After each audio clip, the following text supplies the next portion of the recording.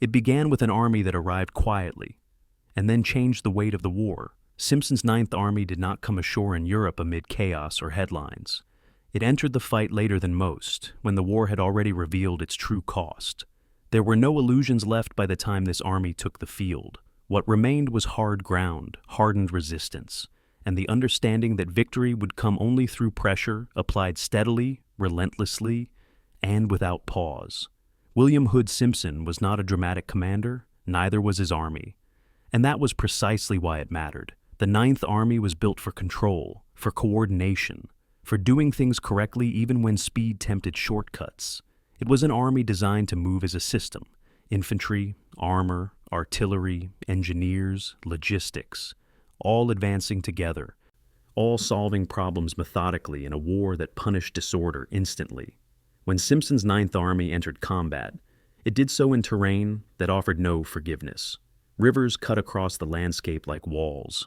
Cities had become fortresses of rubble and fire. The German frontier bristled with prepared defenses, mines, and concrete.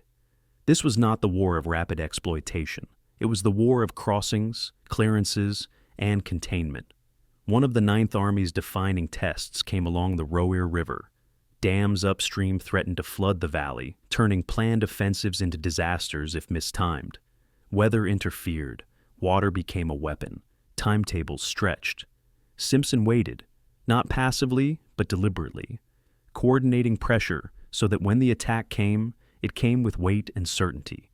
When the Ninth Army moved, it moved completely. Artillery reshaped the battlefield. Engineers forced rivers open. Infantry advanced under calculated cover. Armor followed not recklessly, but decisively. Cities like Jülich, Mönchengladbach, and others became grinding fights where progress was measured in blocks and hours rather than miles. Resistance was systematic. So was the response. During the final phases of the Battle of the Bulge, the Ninth Army did not rush into chaos. It stabilized, absorbed, and then advanced as the pressure shifted back toward the Allies. Where others reacted, Simpson coordinated. Where others advanced unevenly, his army maintained alignment across a wide front.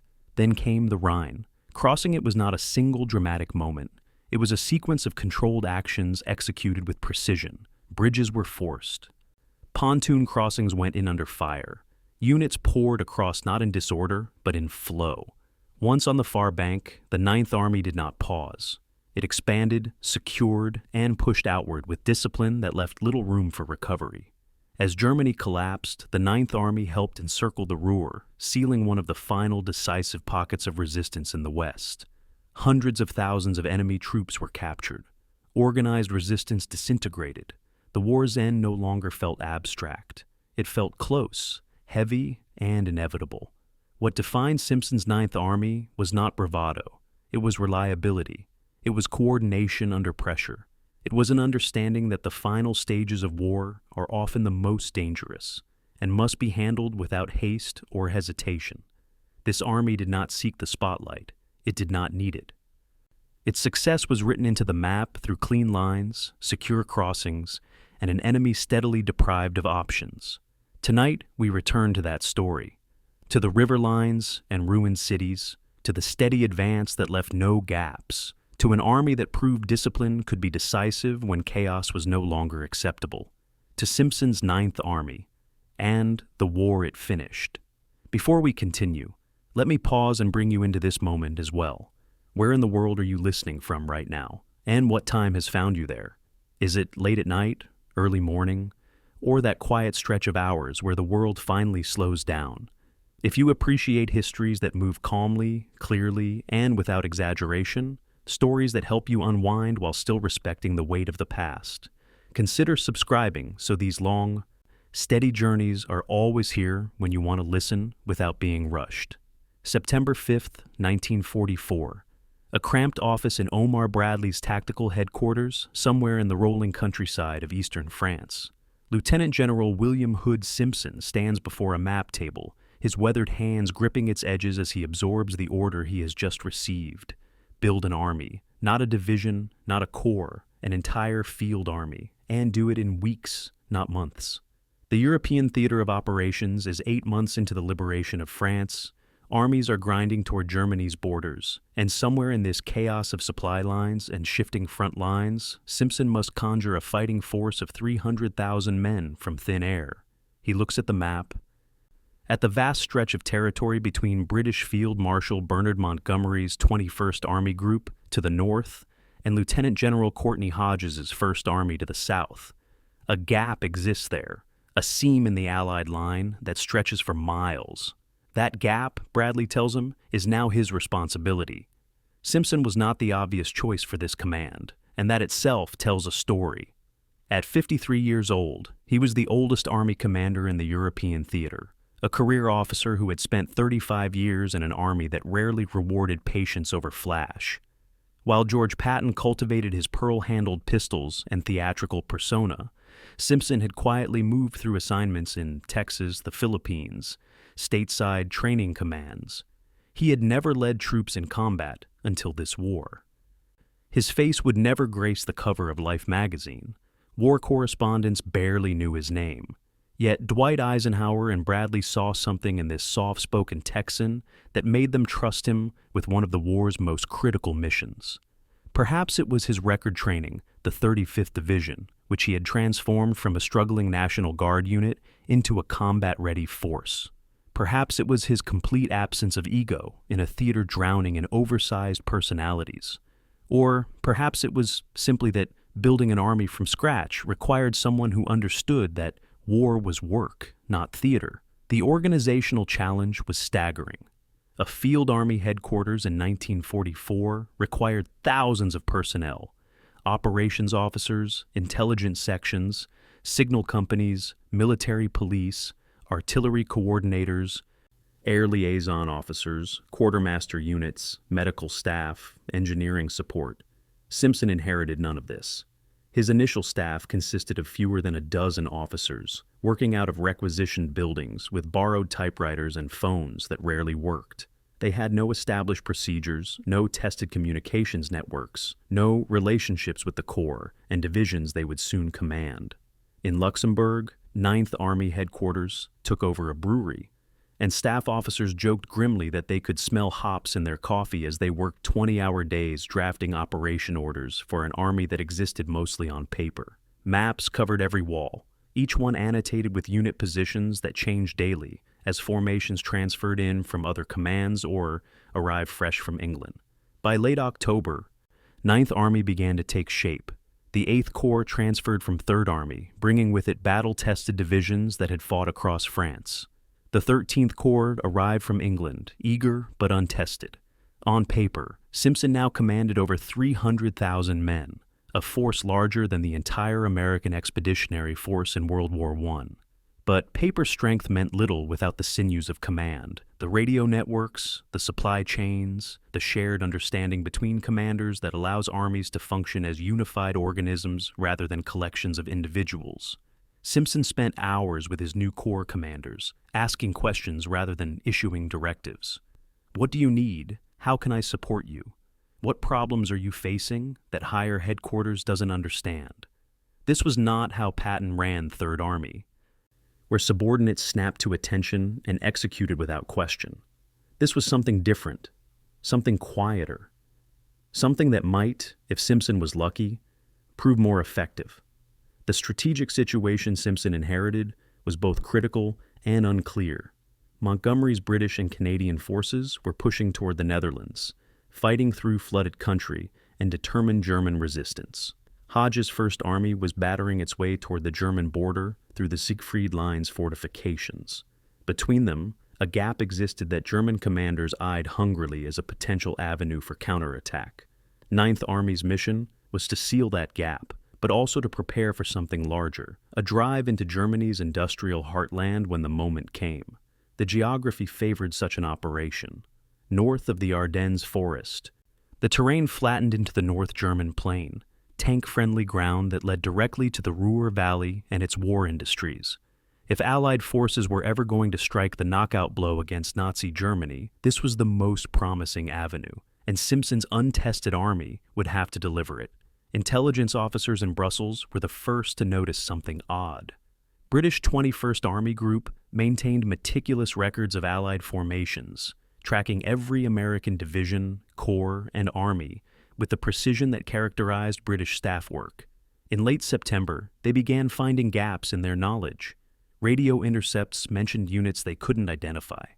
Reconnaissance flights photographed encampments that didn't match known American positions. Captured German documents referenced an American Ninth Army that British intelligence had no record of. For several weeks, one of the largest American formations in Europe was effectively invisible to Allied intelligence, much less German. This was not by design. It was simply the chaos of an army being born in the middle of a campaign, units arriving faster than headquarters could track them, communications networks being established on the fly. The Germans noticed too, and their reaction reveals much about Ninth Army's strategic importance. When Wehrmacht intelligence confirmed that the Americans had formed a new army-level headquarters in the northern sector, analyses flooded up the chain of command to Model and Rundstedt. The documents captured after the war showed German staff officers calculating, worrying, adjusting their defensive priorities. 4 American armies now faced the Western Front. Patton's 3rd in the south, Hodges' 1st in the center, now Simpson's 9th in the north, and far to the south in France, the newly forming 7th Army. The mathematics were brutal. Germany was defending with 3 army groups against 4 enemy armies, each American formation alone nearly matching German strength in its sector. Ninth Army's appearance didn't just fill a gap in Allied lines. It fundamentally altered the strategic balance, forcing German commanders to stretch their forces thinner across an already overstretched front. Simpson's first official appearance as Ninth Army commander came in early October, a quiet ceremony where he received his 3rd star, joining the handful of 3-star generals commanding American armies in the field. No newsreels recorded the moment, no speeches were made for posterity. Simpson simply pinned on the additional star, shook hands with his staff, and returned to work. His operations officer later recalled that Simpson seemed almost embarrassed by the attention, eager to move past ceremony to the endless practical problems of Army command. How do we coordinate air support across 6 divisions simultaneously? What's the status of ammunition stockpiles? Have we established liaison with British Second Army on our left flank? These were the questions that consumed him, not rank or recognition. By November, 9th Army was operational, assigned the sector between British forces around Nijmegen and 1st Army near Aachen. The front was relatively quiet, German forces probing but not attacking in strength, both sides preparing for the next phase of operations. Simpson used this time to drill his headquarters, running command post exercises that simulated the chaos of mobile warfare. His staff learned to coordinate artillery across multiple divisions, to synchronize tank movements with infantry advances, to manage the flow of supplies forward and casualties backward. These were unglamorous tasks, the bureaucratic machinery of modern war that no Hollywood film would ever depict. But Simpson understood that battles were won or lost based on how well these systems functioned under pressure. An army with perfect tactics but broken logistics was defeated. An army with mediocre tactics but excellent logistics could grind out victory through sheer reliable competence. The question everyone asked, though few voiced aloud, was whether this hastily assembled force could actually fight. Ninth Army had no combat record, no tradition, no shared identity forged in battle. Its component divisions came from different training backgrounds, different theaters, different combat experiences. Some units had fought across France and were hard as nails. Others were fresh from England, untested and uncertain. Could Simpson weld these disparate elements into an effective fighting force? Could an army built in weeks rather than years actually function when the shooting started? The Germans were asking the same questions, their intelligence officers trying to assess this new American formation. Was Ninth Army simply an administrative headquarters, coordinating existing units? Or was it something more, a genuine field army capable of independent operations? Within weeks, they would have their answer. And it would not be the answer German commanders hoped to hear. The first thing people noticed about William Hood Simpson was what he didn't do. He didn't stride into rooms demanding attention. He didn't punctuate orders with profanity or theatrical gestures. He didn't cultivate a personal mythology or court war correspondents who could broadcast his exploits to the American public. In an era of larger-than-life military personalities, Patton with his ivory-handled revolvers, and MacArthur with his corncob pipe and aviator sunglasses, Simpson seemed almost deliberately anonymous. He dressed in standard-issue uniforms without personal flourishes. He spoke in measured tones without rhetorical flourishes. His command style could be summarized in a single phrase he repeated to subordinates. "What do you need from me?" Not, "What can you do for me?" Not, "Here's what I demand." What do you need? This inversion of the typical command relationship was so unusual that it took his corps commanders weeks to realize he meant it seriously. Simpson's background explained much of his approach. Born in 1888 in Weatherford, Texas, he was a product of the old Army, the tiny professional force that existed between the Civil War and World War I. He graduated from West Point in 1909, part of a class that would produce an entire generation of World War II commanders. His early career was the standard progression of peacetime officers, border patrols, training assignments, staff work, the slow climb through ranks in an army that rarely fought. He served in France during World War I, but saw no combat, spending the war in training commands preparing troops who would fight battles he would never see. For 25 years, from 1919 to 1944, Simpson served without commanding troops in battle. He was 55 years old when he finally led soldiers under fire, an age when most officers were preparing for retirement. This late blooming shaped his command philosophy. He had spent decades watching other men fight, analyzing what worked and what failed, developing theories without the opportunity to test them.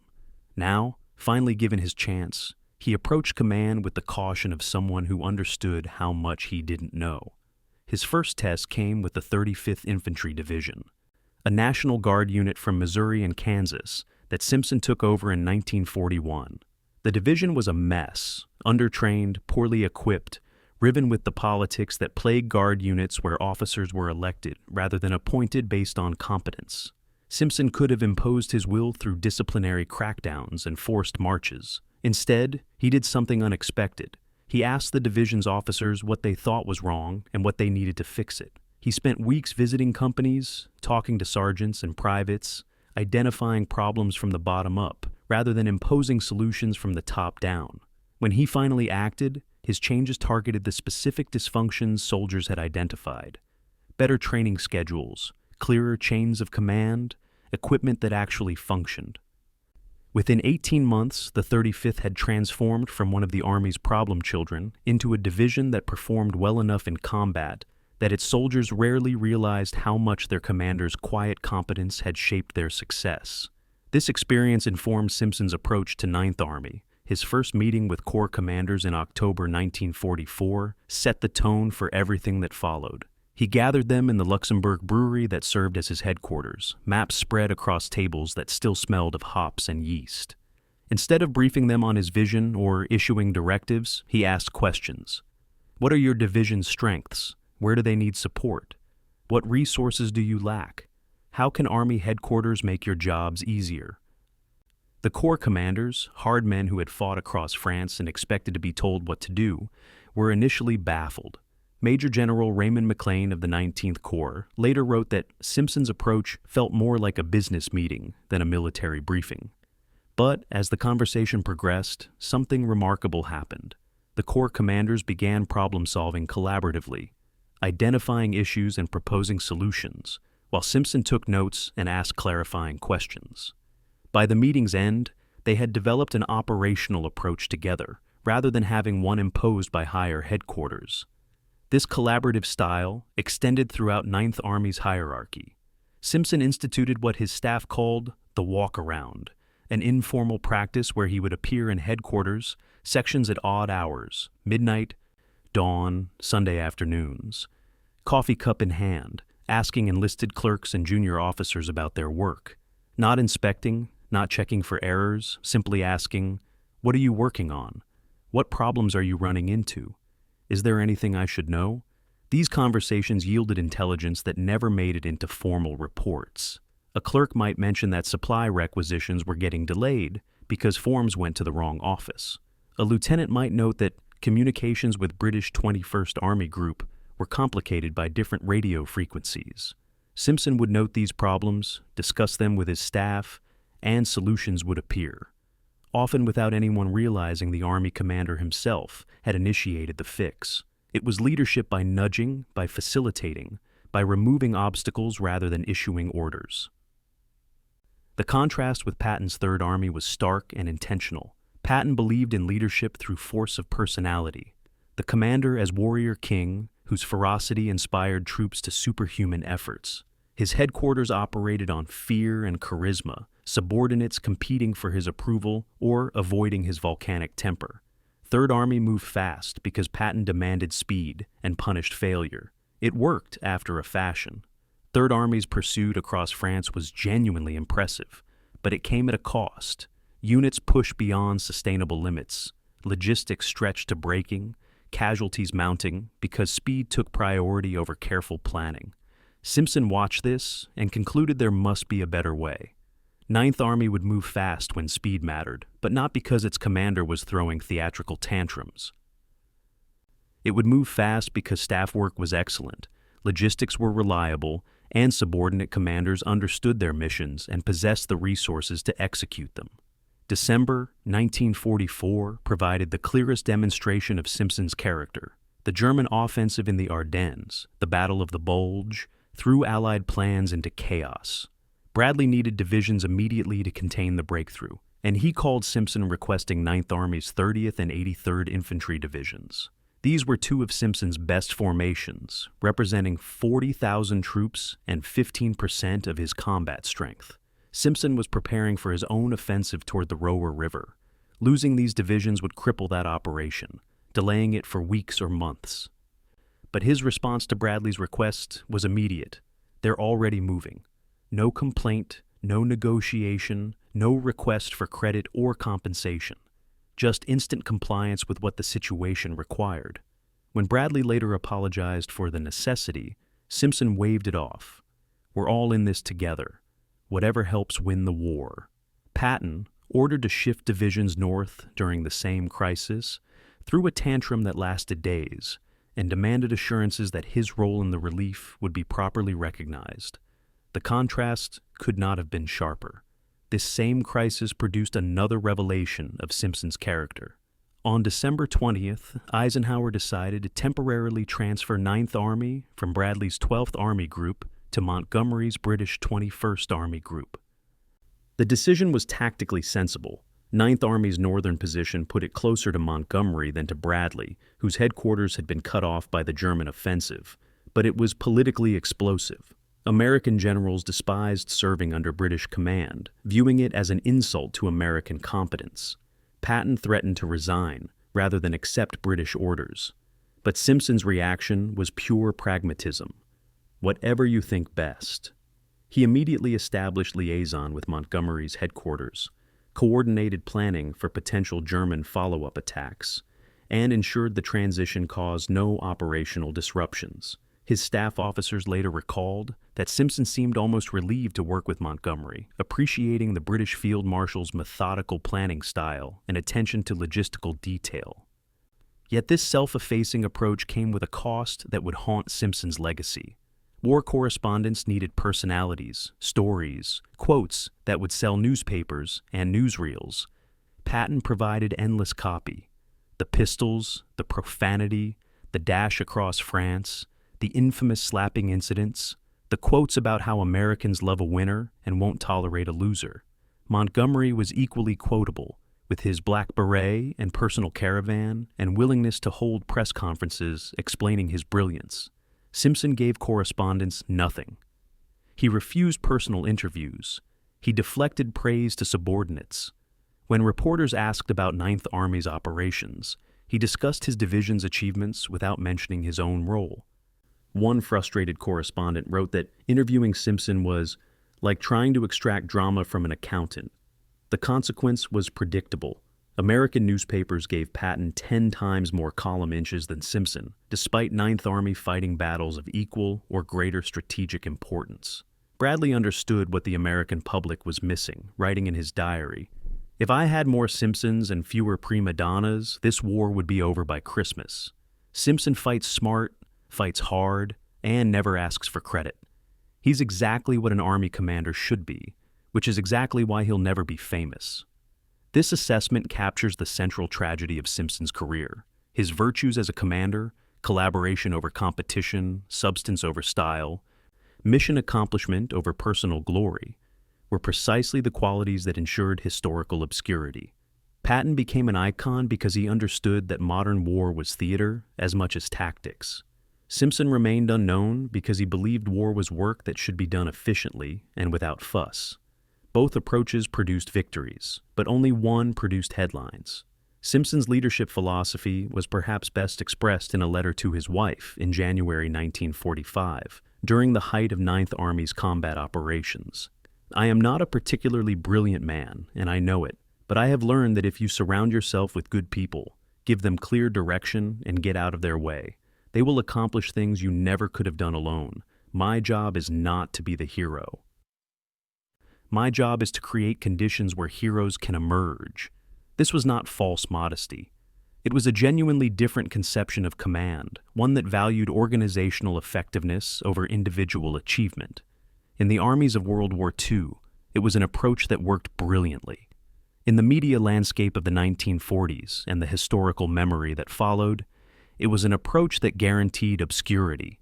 The ghost general was building a ghost army, one that would win every battle it fought, yet somehow vanish from history. November 16, 1944, 0500 hours. The darkness before dawn in the Hürtgen Forest, a 50-square-mile expanse of dense evergreens, ravines, and fortified German positions along the Belgium-Germany border. The 30th Infantry Division, Old Hickory, veterans of Normandy and the French campaign, begins its attack into the forest's southern edge, part of Ninth Army's first major operation under Simpson's command. Artillery crashes through the canopy, tearing branches and sending up fountains of frozen earth. Then silence. Then the whistle of German shells answering. Within the first hour, it becomes clear that this will not be another pursuit across open French countryside. This is something different, something worse. Company commanders radio back reports that sound more like horror stories than tactical assessments. Trails that disappear into swamps, hills that turn out to be camouflaged bunkers, trees rigged with artillery shells that detonate when American fire hits them. The Hürtgen Forest in November 1944 was perhaps the worst terrain American forces faced in the European theater. Elsewhere, armies fought across French fields or German plains where maneuver was possible, where tanks could exploit breakthroughs and infantry could see their objectives. The Hürtgen offered none of these advantages. The forest canopy blocked air support and artillery observation. The endless fir trees created a claustrophobic labyrinth where squads lost contact with their own platoons within minutes. German defenders had spent months fortifying this ground, building bunkers invisible until soldiers were within grenade range, laying minefields that were undetectable under fallen leaves and new snow. The forest itself became a weapon. Artillery shells burst in the treetops, sending shrapnel and wooden splinters raining down on troops who had no overhead cover. Tanks and tank destroyers bogged down on muddy logging trails, or were destroyed by mines and Panzerfaust teams firing from point-blank range. The 30th Division's advance became a nightmare measured in yards per day. Companies that jumped off with 180 men returned from the forest with 80 or 90, the rest dead, wounded, or missing. Every objective shown on maps, a crossroads, a logging camp, a forester's house, turned into a multi-day battle. The Germans defending weren't elite SS troops, but ordinary Volksgrenadier divisions, middle-aged men and teenagers with minimal training. But they held fortified positions with interlocking fields of fire, and they had orders to hold to the last round. One American company commander, Captain Charles MacDonald, later wrote, "We were not fighting Germans, we were fighting the forest itself, and the forest was winning." After 3 days, the 30th had advanced 1 mile. After a week, 3 miles. The casualty rate, the percentage of troops becoming casualties per day of combat, exceeded even the worst days in Normandy. Yet Simpson and his staff persisted, because the operation's objective was not the forest, but what lay beyond it. The Roer River. Intelligence had identified the Roer as the last major water obstacle before the Rhine, Germany's final defensive barrier. If Ninth Army could reach the Roer, cross it, and break through on the far side, the path to Germany's industrial heartland would lie open. The Hürtgen Forest was simply an obstacle to be overcome, however bloody the cost. By late November, American forces had battered their way through the forest's worst sectors and began emerging onto more open ground. The 30th Division, having lost 3,000 men in 2 weeks for an advance of 6 miles, was pulled out of the line and replaced by fresh formations. On November 28th, lead elements of the 1st Ninth reached the Roer River near Jülich, a medieval town now pulverized by artillery into rubble and dust. The moment American commanders surveyed the Roer from its west bank, the entire operation's strategic calculus shifted. The river itself was no great obstacle. At most points, it was less than 100 feet wide and could be crossed on assault boats or pontoon bridges, but something else caught the attention of engineering officers studying the terrain. The river's current was unusually strong for late November, when water levels should have been dropping. Flow measurements suggested far more water was coming down the valley than the watershed upstream should be producing. Within hours, photo reconnaissance flights went up, and their images revealed the problem: a series of dams on the Roer's upper reaches, miles to the south in the 1st Army sector. The largest, the Schwammenauer Dam, was a massive concrete structure holding back billions of gallons of water, and it was still in German hands. Army engineers worked through the night, calculating what would happen if the Germans opened the Schwammenauer Dam's floodgates or destroyed the structure entirely. Their conclusions were delivered to Simpson's headquarters in terse, frightening terms. A controlled release could flood the Roer Valley to a depth of several feet for a mile or more on each side of the river, lasting up to 2 weeks. A catastrophic breach would create a wall of water that would sweep away any troops in the valley and render the area impassable for months. Either scenario would make a Roer crossing impossible and would trap any American forces already across the river when the flood hit. The Ninth Army's entire operational plan, cross the Roer, exploit to the Rhine, capture the Ruhr industrial region, now hinged on 7 concrete dams 20 miles to the south in another Army's sector. This dependency created a crisis that would paralyze 9th Army for weeks. The dams were in the 1st Army zone, and 1st Army was already engaged in brutal fighting to reach them through the northern Hürtgen Forest. But 1st Army's offensive had bogged down, divisions chewed up in the same kind of forest fighting that had devastated the 30th Division. Simpson could not cross the Roer until the dams were neutralized, but he had no authority to operate in the dam area himself. He was dependent on another command's success in terrain that had already proven nearly impregnable. Staff officers at 9th Army headquarters began referring to the Schwammenauer Dam as the cork in the bottle. Everything depended on pulling it, but they couldn't reach it. By early December, Simpson had pushed his forces to the Roer's west bank along a 30-mile front. The line stabilized into a tense stalemate. German defenders could see American positions clearly from their side of the river. American troops could see German positions with equal clarity. Neither side could attack effectively. The Americans, because crossing under German observation, would be suicidal as long as the dam threat existed. The Germans, because they lacked the strength for offensive operations. For soldiers who had fought across France and expected the war to end by Christmas, this sudden halt was psychologically devastating. They could see Germany across the river, sometimes could hear German civilians going about their daily lives in towns just a few hundred yards away, but they could advance no further until someone, somewhere, dealt with a structure most of them had never heard of. The Roer dams transformed from a tactical problem into a strategic obsession.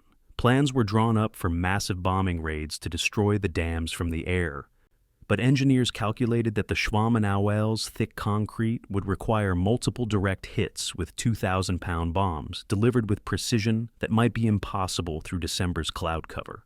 Special forces raids were considered and rejected as too risky, with too low a probability of success. Ultimately, the solution would have to be the same grinding infantry attack that had characterized the entire Hürtgen campaign. 1st Army would have to fight its way to the dams and seize them intact. But in early December, with 1st Army's divisions exhausted and winter weather setting in, it was unclear when or if that would be possible. Simpson's response to this frustration revealed both his strategic patience and his organizational effectiveness. Rather than fuming or demanding impossible solutions, He used the enforced pause to prepare Ninth Army for the eventual offensive. Training programs began for river crossing operations, with divisions rotating to rear areas to practice assault boat techniques. Engineers stockpiled bridging equipment along the Roer's west bank, pre-positioning everything needed for a rapid crossing. Artillery units registered their guns on every identifiable German position across the river, creating target lists that would allow instant fire support when the attack came. Intelligence sections analyzed aerial photographs and prisoner interrogations to map German defenses in exacting detail. By the time the order came to cross the Ruhr, Ninth Army would be prepared in ways that few military operations in history had been prepared. But that order could not come until the dam problem was solved. And in December 1944, solution seemed as distant as final victory itself. December 4th, 1944. Ninth Army headquarters now relocated to Maastricht in the Netherlands. Engineers present Simpson and his operations staff with a detailed briefing on the Roer dams, complete with scale models, topographic maps, and calculations that grow more alarming with each slide. The Schwamenauer Dam stands 190 feet high and 1,150 feet long, a massive concrete gravity structure built in the 1930s to provide hydroelectric power and control flooding. Behind it lies a reservoir containing 20 billion gallons of water. The engineers have calculated every scenario. A controlled release through the dam's floodgates would create a flood covering the Roer Valley to depths of 2 to 5 feet, lasting 10 to 14 days depending on the release rate. A catastrophic structural failure would be worse. A wall of water surging down the valley at unpredictable speed, sweeping away bridges, vehicles, and any troops caught in its path. Simpson asks the question everyone is thinking. What happens if we're across the river when they release the dams? The chief engineer's response is blunt. Sir, anyone on the far bank would be cut off from supply and reinforcement for at least 2 weeks. The Germans would have that long to destroy them. The strategic implications ripple outward like the flood itself. Ninth Army's entire operational plan depends on crossing the Ruhr, establishing bridgeheads, and exploiting rapidly toward the Rhine before German reserves can react. This plan assumes that bridges can be maintained and reinforced, that supplies can flow forward continuously, that casualties can be evacuated and replacements sent up. All of these assumptions become invalid if the Germans can destroy bridge access whenever they choose. The dams give German commanders the equivalent of a geographical veto over Allied operations. As long as the structures remain in German hands, any Ruhr crossing is effectively impossible. Ninth Army's 300,000 troops, positioned along the river's west bank and prepared for offensive operations, are paralyzed by concrete structures they cannot see and cannot reach. The responsibility for capturing the dams falls to First Army, specifically to Major General Leonard Jarrow's 5th Corps. But in early December, 5th Corps is already fought nearly to exhaustion in the nightmarish Hürtgen Forest. The approach to the dams leads through some of the forest's worst terrain. Steep ravines, dense undergrowth, German defenses that have been prepared for months. The 78th Infantry Division begins the attack on December 13th, advancing into conditions that exceed even the 30th Division's ordeal weeks earlier. Daily progress is measured in hundreds of yards. Casualties mount with sickening regularity. German defenders, recognizing what's at stake, fight with unusual determination. They don't need to win, only to delay long enough that winter weather makes operations impossible. Simpson watches First Army's struggle with growing alarm. Knowing that every day the dams remain in German hands is another day Ninth Army sits idle. His staff explores alternatives with increasing desperation. Could the 8th Air Force destroy the dams through precision bombing? Targeting officers analyzed the structures and delivered discouraging assessments. The Schwamenauer Dam requires multiple direct hits with 2,000-pound bombs to breach its concrete walls. Bombing accuracy in December's weather, low clouds, limited visibility, frequent storms, makes such precision unlikely. Moreover, a partial hit might damage the dam enough to cause uncontrolled flooding without destroying it completely, the worst possible outcome. Could a ground force bypass German defenses and reach the dams through a surprise raid? Special operations planners study the approach routes and conclude that any force large enough to seize and hold the dams would be too large to move covertly through the forest. On December 13th, 9th Army issues an order that effectively ends its offensive operations for the foreseeable future. No crossing of the Roer River will be attempted until the dam threat is neutralized. The decision is militarily sound, but psychologically brutal. Divisions that have fought through the Hürtgen Forest and finally reached the river must now dig in and wait. Soldiers who expected to be in Germany by Christmas instead prepare defensive positions on the Roer's west bank, watching German towns across the river and knowing they cannot advance another foot until someone else completes a mission far to the south. The impact on morale is compounded by the onset of genuine winter weather, snow, freezing rain, temperatures that make life in foxholes an endurance test. German intelligence intercepts American communications discussing the dam problem and immediately grasps its significance. Wehrmacht engineers receive orders to prepare the Schwammenauel Dam for demolition as a contingency measure. By mid-December, explosives are being positioned on the structure, charges calculated to destroy not just the dam's gates, but sections of the wall itself. German commanders now hold a card they can play whenever American pressure becomes too great: flood the valley, isolate any American forces across the river, and buy time for Germany's increasingly desperate strategic situation. The dam transforms from a hydroelectric facility into a weapon, perhaps Germany's most effective defensive weapon in the entire Western theater. The inter-army tension created by this situation reveals the challenge of coalition warfare even among allies. Simpson needs the dams captured, but has no authority to operate in First Army's sector. Hodge's First Army is doing its best, but facing conditions that would stall any force. Bradley's 12th Army Group coordinates both armies but cannot make the terrain any less difficult, or German resistance any less determined. Meanwhile, Eisenhower at Schief level watches the entire Allied advance grinding to a halt in early December. Momentum lost just as victory seemed within reach. Planning conferences grow tense as commanders debate priorities.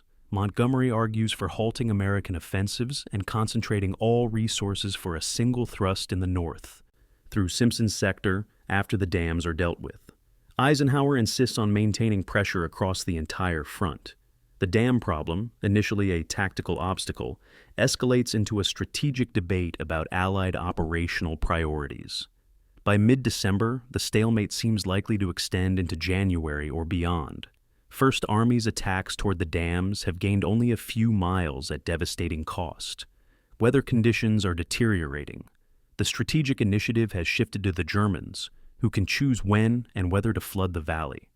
At 9th Army headquarters, staff officers begin planning for a January offensive, knowing they must maintain readiness even as the launch date slips further into the future. Engineering officers continue stockpiling bridging equipment. Artillery continues registering targets. Infantry divisions rotate units between frontline positions and rear area rest camps, trying to preserve combat effectiveness during the long wait. Then, on December 16, 1944, a different crisis explodes in the Ardennes Forest to the south. German armies launch a massive offensive through a supposedly quiet sector, breaking through American lines and driving deep into Belgium. The Battle of the Bulge has begun.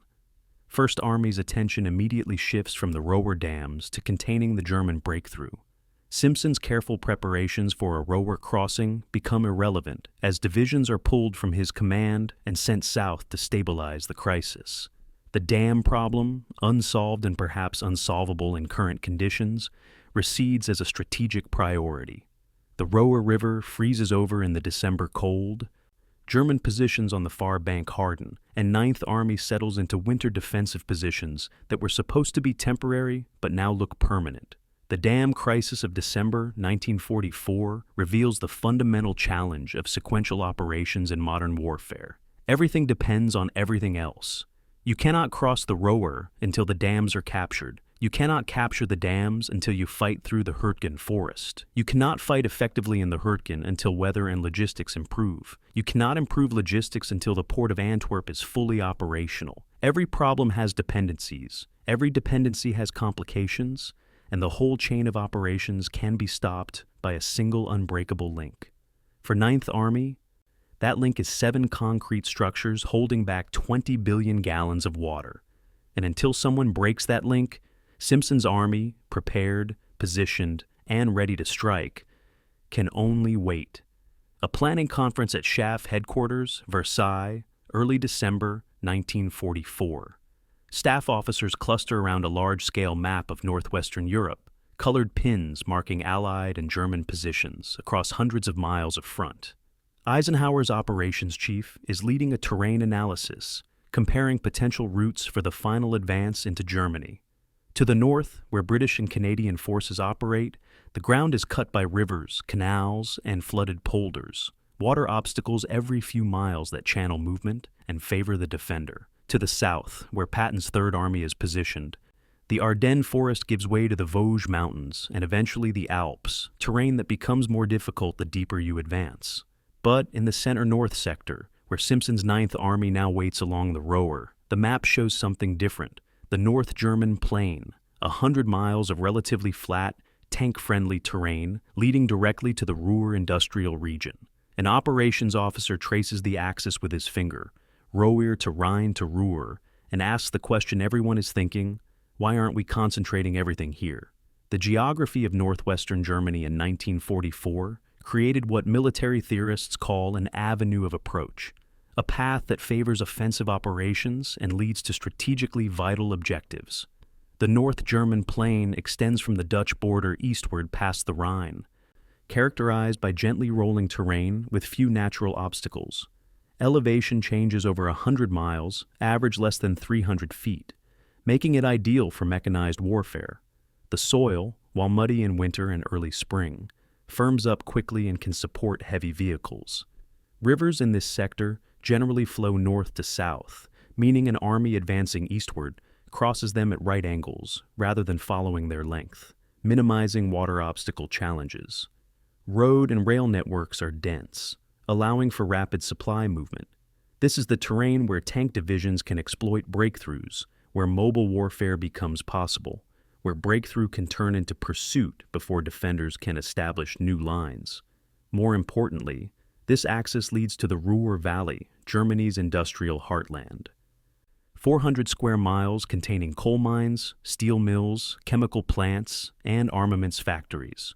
In 1944, the Ruhr produces approximately 60% of Germany's steel, 50% of its coal, and a massive proportion of ammunition, weapons, and military equipment. German war production dispersal efforts have moved some industry to other regions, but the Ruhr remains irreplaceable. Lose the Ruhr, and Germany loses the capacity to equip armies. Lose the Ruhr, and the war cannot be sustained beyond weeks or months. Every German strategic calculation in late 1944 begins with the imperative: hold the Ruhr approaches at any cost. Every Allied strategic calculation begins with the opposite imperative: reach the Ruhr as quickly as possible. Field Marshal Walter Model, commanding German Army Group B, opposite 9th and 1st Armies, understands this geography intimately. In December, intelligence reports, he writes, "Simpson's army is the dagger pointed at our heart. The Americans can talk all they want about Patton in the south or Montgomery in the north. The real threat is 9th Army. If they break through to the Rhine in this sector, if they establish bridgeheads and exploit eastward, we have nothing to stop them short of the Ruhr itself. And if we lose the Ruhr, we lose everything." Model's defensive dispositions reflect this assessment. His strongest formations are positioned opposite 9th Army. His most extensive fortifications are along the Roer and Rhine in Simpson's sector. His most urgent requests for reinforcements focus on this front. He knows, better than many Allied commanders, where the decisive battle of the Western Campaign will likely be fought. Yet Eisenhower's strategy disperses rather than concentrates effort along this promising axis. The broad front approach, attacking simultaneously from Switzerland to the North Sea, has sound strategic logic. It prevents Germans from massing reserves against a single thrust, forces them to defend everywhere, creates multiple crisis points that strain limited German resources. But it also means that no single sector receives overwhelming force.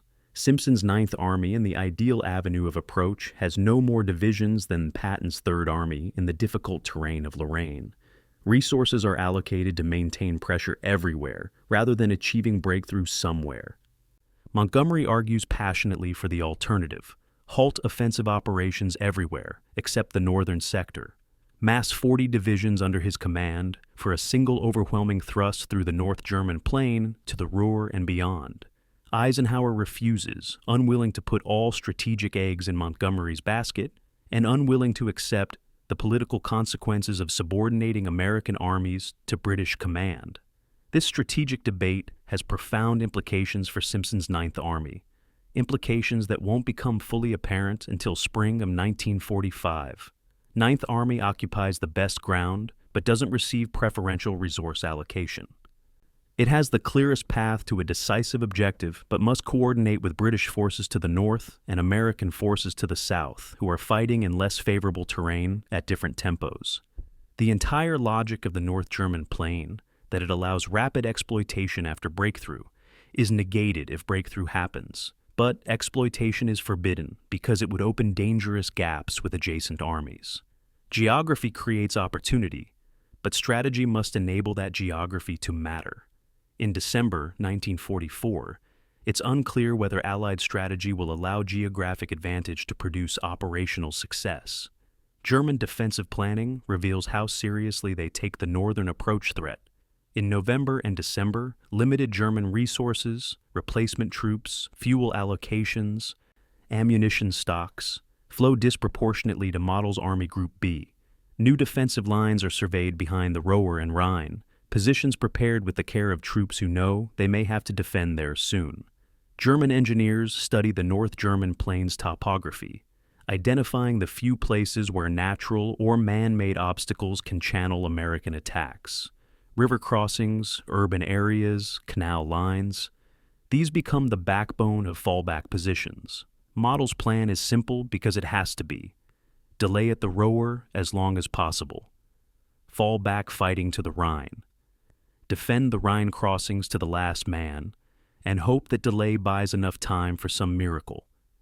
New weapons, Allied political collapse, Soviet separate peace to change Germany's strategic situation. But miracles are in short supply in late 1944. German intelligence assessments grow increasingly pessimistic as they calculate American force ratios and production capacity. Every statistical comparison favors the Allies overwhelmingly. American divisions may not match German divisions in tactical skill, but they possess firepower.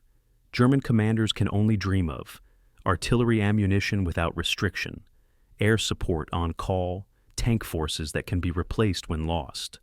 More fundamentally, American logistics seem almost magical to German officers accustomed to fuel shortages and ammunition rationing. American armies can sustain operations indefinitely because they have industry and transport that Germans cannot disrupt.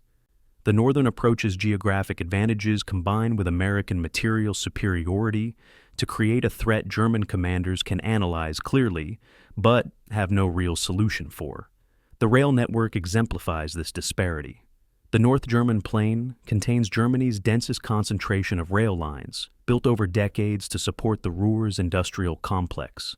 In peacetime, this network moved coal from mines to steel mills, steel to fabrication plants, finished goods to ports and markets.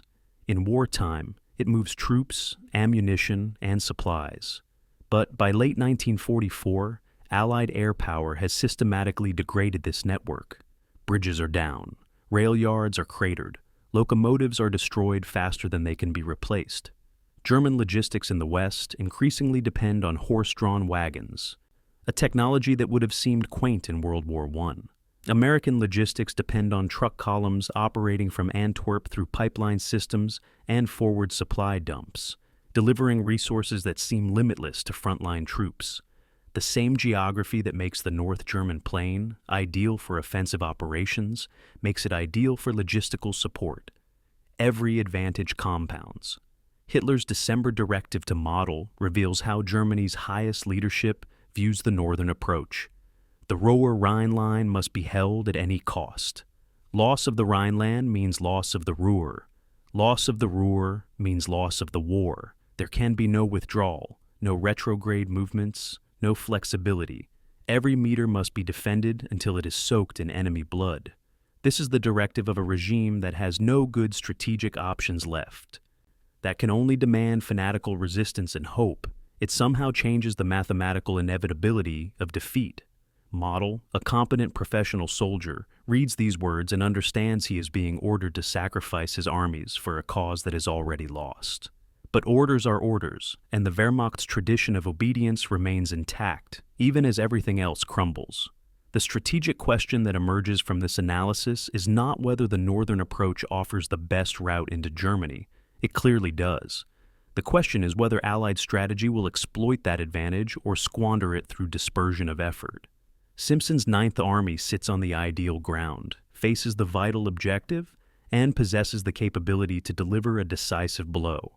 But capability means nothing without authorization to employ it.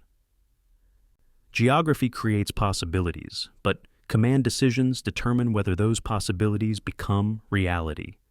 In December 1944, as Ninth Army settles into winter positions along the Roer, the question remains open.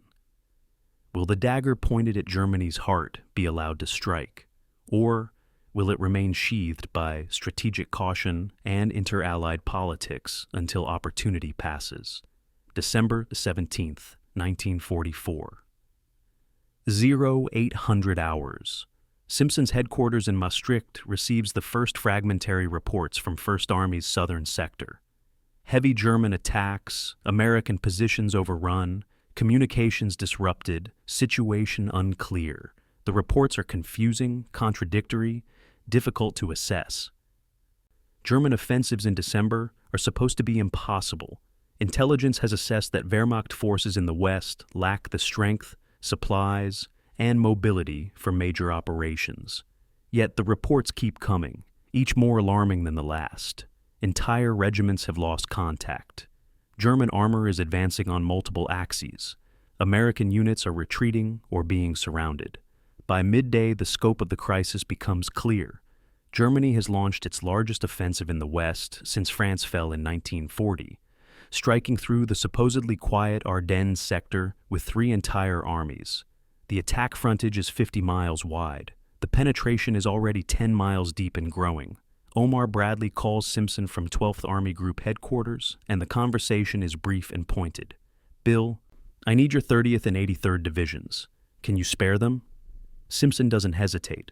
They're already moving. No negotiation about timing or conditions, no request for replacement units, no complaint about how this will affect Ninth Army's own operations. Just instant compliance with what the emergency requires. Within hours, the 30th Infantry Division, the same unit that fought through the Hürtgen Forest weeks earlier, begins movement south toward the Ardennes. The 83rd Division follows the next day. Together, they represent 40,000 troops, 15% of Ninth Army's combat strength, heading toward battles Simpson won't control and for objectives that won't benefit his command. His staff officers are stunned by the speed of the decision. Simpson's response when questioned is characteristic. The situation doesn't care about our plans. Neither should we. The contrast with other Army commanders' responses to the Bulge crisis is stark and revealing. When Patton is ordered to disengage from his Saar offensive and shift forces north, he unleashes a tirade at Bradley that lasts 20 minutes, demanding assurances that Third Army's role in the relief will receive proper recognition. When Montgomery's British 21st Army Group is asked to extend its front northward to free American divisions for the battle, British commanders negotiate for days about specific boundaries and support requirements. But Simpson's reaction is immediate and unconditional. This difference in response isn't about courage or commitment. Patton is genuinely aggressive, Montgomery genuinely competent. It's about leadership philosophy. Patton views war as competition where credit matters as much as success. Simpson views war as collective problem solving, where credit is irrelevant. Both approaches can produce victories, but only one produces seamless cooperation in crisis. The transfer of divisions creates immediate vulnerabilities in Ninth Army's sector.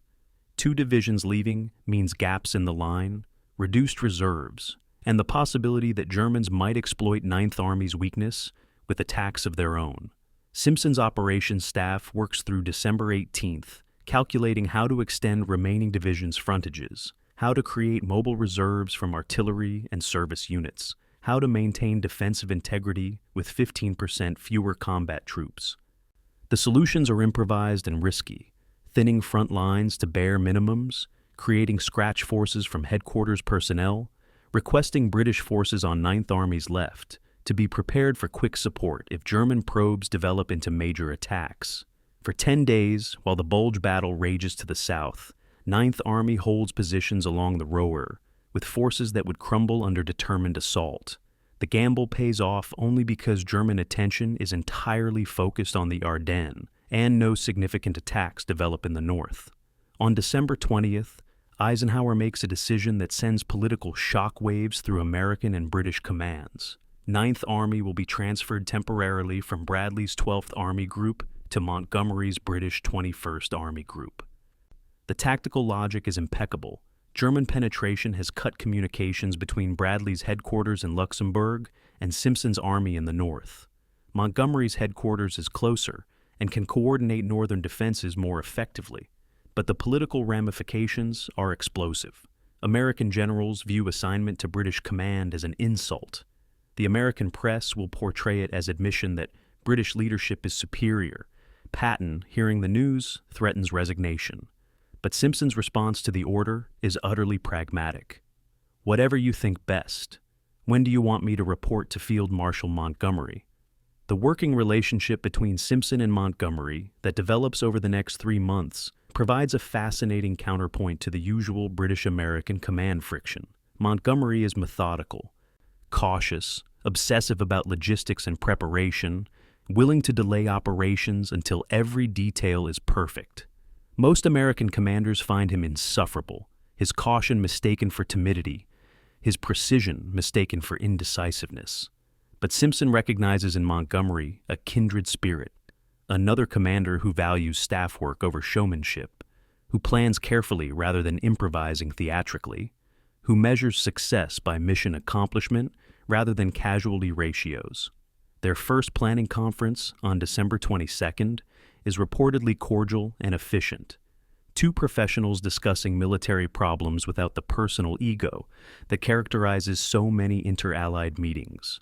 Montgomery later writes in his memoirs that Simpson was the best American general I worked with in the war. No fuss, no drama, no demands for special treatment. He simply asked what I needed his army to do and then did it superbly. This is high praise from a man not known for praising Americans. But it reveals something important about Simpson's effectiveness. His self-effacing style worked as well with British allies as with American superiors. Where Patton's aggressiveness clashed with British caution and created friction, Simpson's flexibility found common ground.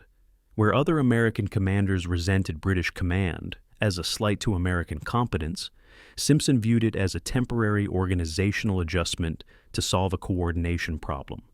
The absence of ego creates freedom to be effective. The Bulge crisis also reveals Simpson's crisis management approach. While units are being transferred south and command relationships are being reorganized, Ninth Army faces genuine operational challenges in its own sector. German forces opposite the Ruhr have not disappeared. They're still there, still capable of attacks, still monitoring American positions for weakness. Simpson's response combines defensive caution with aggressive patrolling. Rather than pulling back or adopting purely passive posture, Ninth Army maintains aggressive reconnaissance across the front. Small unit raids designed to identify German positions and intentions. This aggressive defense serves two purposes. It provides intelligence about potential German attacks before they develop, and it conceals Ninth Army's weakened state by maintaining the appearance of offensive capability. German intelligence never realizes how thinly Simpson's divisions are stretched during the Bulge, because his frontline troops continue acting like an army prepared to attack rather than one barely holding ground. By early January, the Bulge crisis has stabilized. American forces have contained the German penetration and begun the counteroffensive that will eliminate it. The 30th and 83rd Divisions return to Ninth Army control veterans now of a winter battle that will enter American military legend. Simpson welcomes them back with characteristic understatement, a brief congratulatory order citing their achievements, then immediate reassignment to the Roer front, where preparation for the long-delayed offensive continues. No parades, no special recognition, just acknowledgement of work well done, and immediate return to the next mission. This is the Simpson approach distilled to its essence. Every battle is just the next item on a checklist, every crisis just another problem requiring solution, every achievement simply validation that the system works. The Bulge response demonstrates several crucial aspects of Ninth Army's character under Simpson's leadership. First, the organization is resilient. It can absorb major force reductions and command changes without breaking. Second, it prioritizes mission over recognition. Divisions transfer without complaint when needed elsewhere. Third, it collaborates effectively across national lines. Working with Montgomery succeeds where other American commands fail.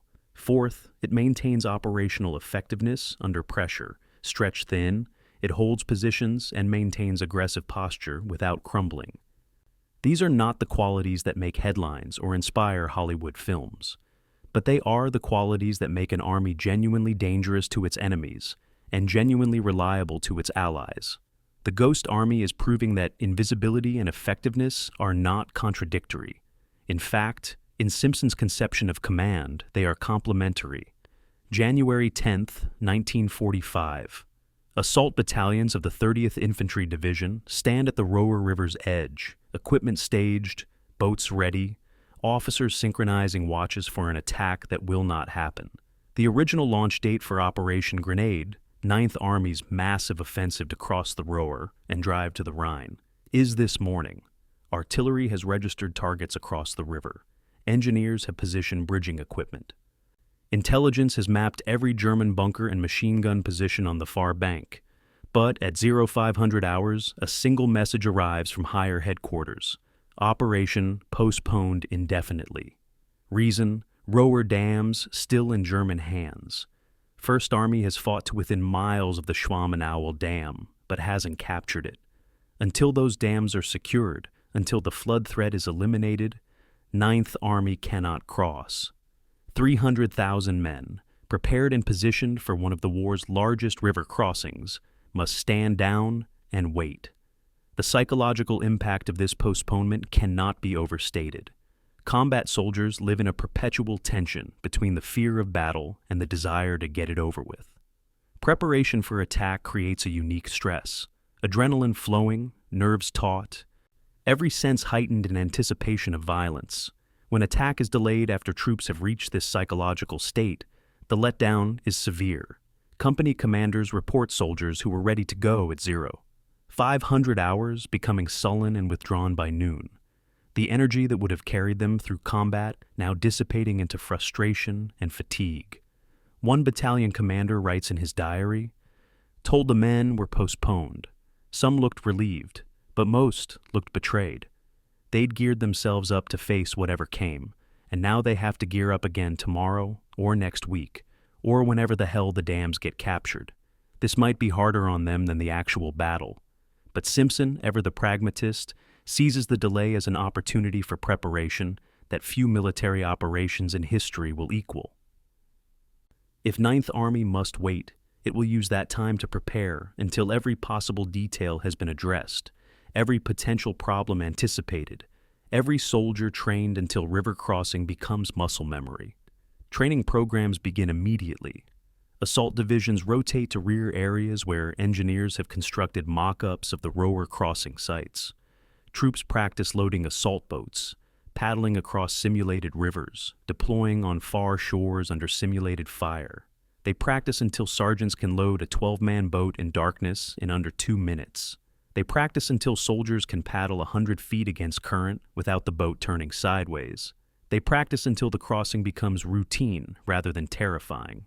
The engineering preparation is equally intensive. Assault boats are inspected, repaired, and positioned at departure points. Pontoon bridge equipment is stockpiled along the river, at sites selected for each division's crossing. Engineers calculate river currents, water depths, bank conditions. They identify obstacles in the water, debris, mines, wire, and plan how to clear them under fire. They survey approach routes to ensure tanks and trucks can reach crossing sites without bottlenecking. They establish aid stations, ammunition dumps, and communication centers at positions that will support the attack. Ninth Army engineers are building not just the capacity to cross the Ruhr, but to sustain operations on the far side indefinitely, to replace damaged bridges within hours, to keep supplies flowing forward even under German artillery fire. Artillery preparation reaches levels of sophistication unprecedented in the American Army's history. Every German position visible from American observation posts is photographed, mapped, and assigned a target number. Artillery battalions conduct registration fires, adjusting aim until rounds land precisely where intended. Fire plans are developed showing exactly which batteries will engage which targets during the opening bombardment, creating overlapping coverage that leaves no German position unsuppressed. Ammunition is stockpiled in quantities that stagger supply officers, 65,000 shells for the opening barrage alone, more than the entire American Expeditionary Force fired in some World War I battles. Simpson's artillery commander tells him, "Sir, when we open up, there won't be a German soldier within a mile of the river who isn't either dead, wounded, or too stunned to fight. We're going to blow them off the face of the earth." Intelligence work during the wait period transforms understanding of German defenses from good to exceptional. Photo reconnaissance flights cover the far bank daily. Analysts comparing images to track any changes in German positions. Patrols cross the river at night, bringing back prisoners for interrogation and soil samples to test whether ground will support tanks. Escaped Allied POWs and German deserters are debriefed for information about troop dispositions, morale, supply conditions. By February, Ninth Army intelligence officers can brief their commanders on German defenses with confidence usually reserved for their own positions. They know which German units hold which sectors, which commanders are competent and which are not, which positions are strongly held and which are thinly manned. When grenade finally launches, it will be against an enemy that has been studied like bacteria under a microscope. Yet this intensive preparation comes with a cost that only becomes apparent in retrospect: the sacrifice of surprise. When Operation Grenade was originally planned for early January, German intelligence had limited warning. American preparations were rushed, information incomplete, defensive responses improvised.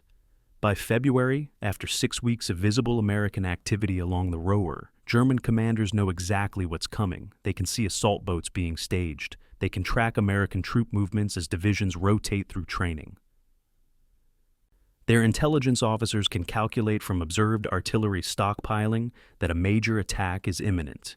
The delay that allows Ninth Army to prepare so thoroughly also allows German defenders to prepare equally thoroughly. The river crossing that might have achieved tactical surprise in January will face fully alert defenders in February. February 9th brings the breakthrough everyone has waited for.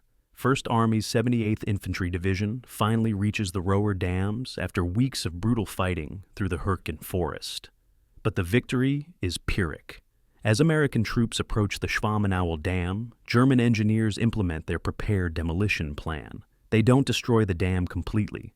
That would cause catastrophic flooding that might sweep away their own forces downstream. Instead, they blow the discharge valves and gates, creating a controlled release that floods the Roer Valley to depths of several feet. Water surges down the valley, inundating the areas where Ninth Army planned to cross. Current speed increases dramatically. The floodplain expands from a few hundred yards to over a mile in some sections. German defenders watch from their positions and know they've bought time. Operation Grenade cannot proceed until the flooding subsides. Engineers on the Ruhr's west bank begin the agonizing work of monitoring water levels, measuring daily how fast the flood is receding. Simpson visits the river on February 11th and watches the brown water surging past, carrying debris and spreading across terrain his troops need to cross. His operations officer asks when they should plan to attack. Simpson's response is characteristic. "When the engineers tell us the water is low enough, not 1 day sooner, not 1 day later. We wait until it's right." This is the essence of his command philosophy. Patience when patience serves the mission. Even when patience is psychologically difficult, other commanders might rage at the delay or demand to attack anyway. Simpson simply waits. By February 21st, water levels have dropped sufficiently. The Roer is still higher than normal, currents still stronger, but engineers assess conditions as acceptable for assault boat operations. Eisenhower arrives at 9th Army headquarters for a final pre-attack conference and asks Simpson if he's ready. Simpson's response is confident. "We've had 6 weeks to prepare. Every soldier knows his job. Every officer knows his mission. The plan is as solid as human planning can make it. When the guns open up on the 23rd, we'll go across and we'll stay across." Eisenhower nods, satisfied. He has given Simpson a difficult mission and an inexcusable delay, and Simpson has responded by preparing his army to a standard that may be unique in military history. The Ghost General has spent 6 weeks creating what may be the most thoroughly planned and prepared river crossing operation ever attempted. February 22nd. Final briefings ripple down through the command chain, from army to corps, to division, to regiment, to battalion, to company. Officers explain missions one last time, answer soldiers' questions, check equipment. Medics distribute morphine and bandages. Chaplains hold services for those who want them. Sergeants make the rounds of their squads, knowing that some of these men won't survive tomorrow, unable to predict which ones. As darkness falls, assault battalions move forward to staging areas along the river. The sound of thousands of men moving carefully through the night, equipment muffled, conversations whispered. Somewhere across the river, German defenders are making their own preparations, knowing the attack is coming, unable to predict exactly when or where.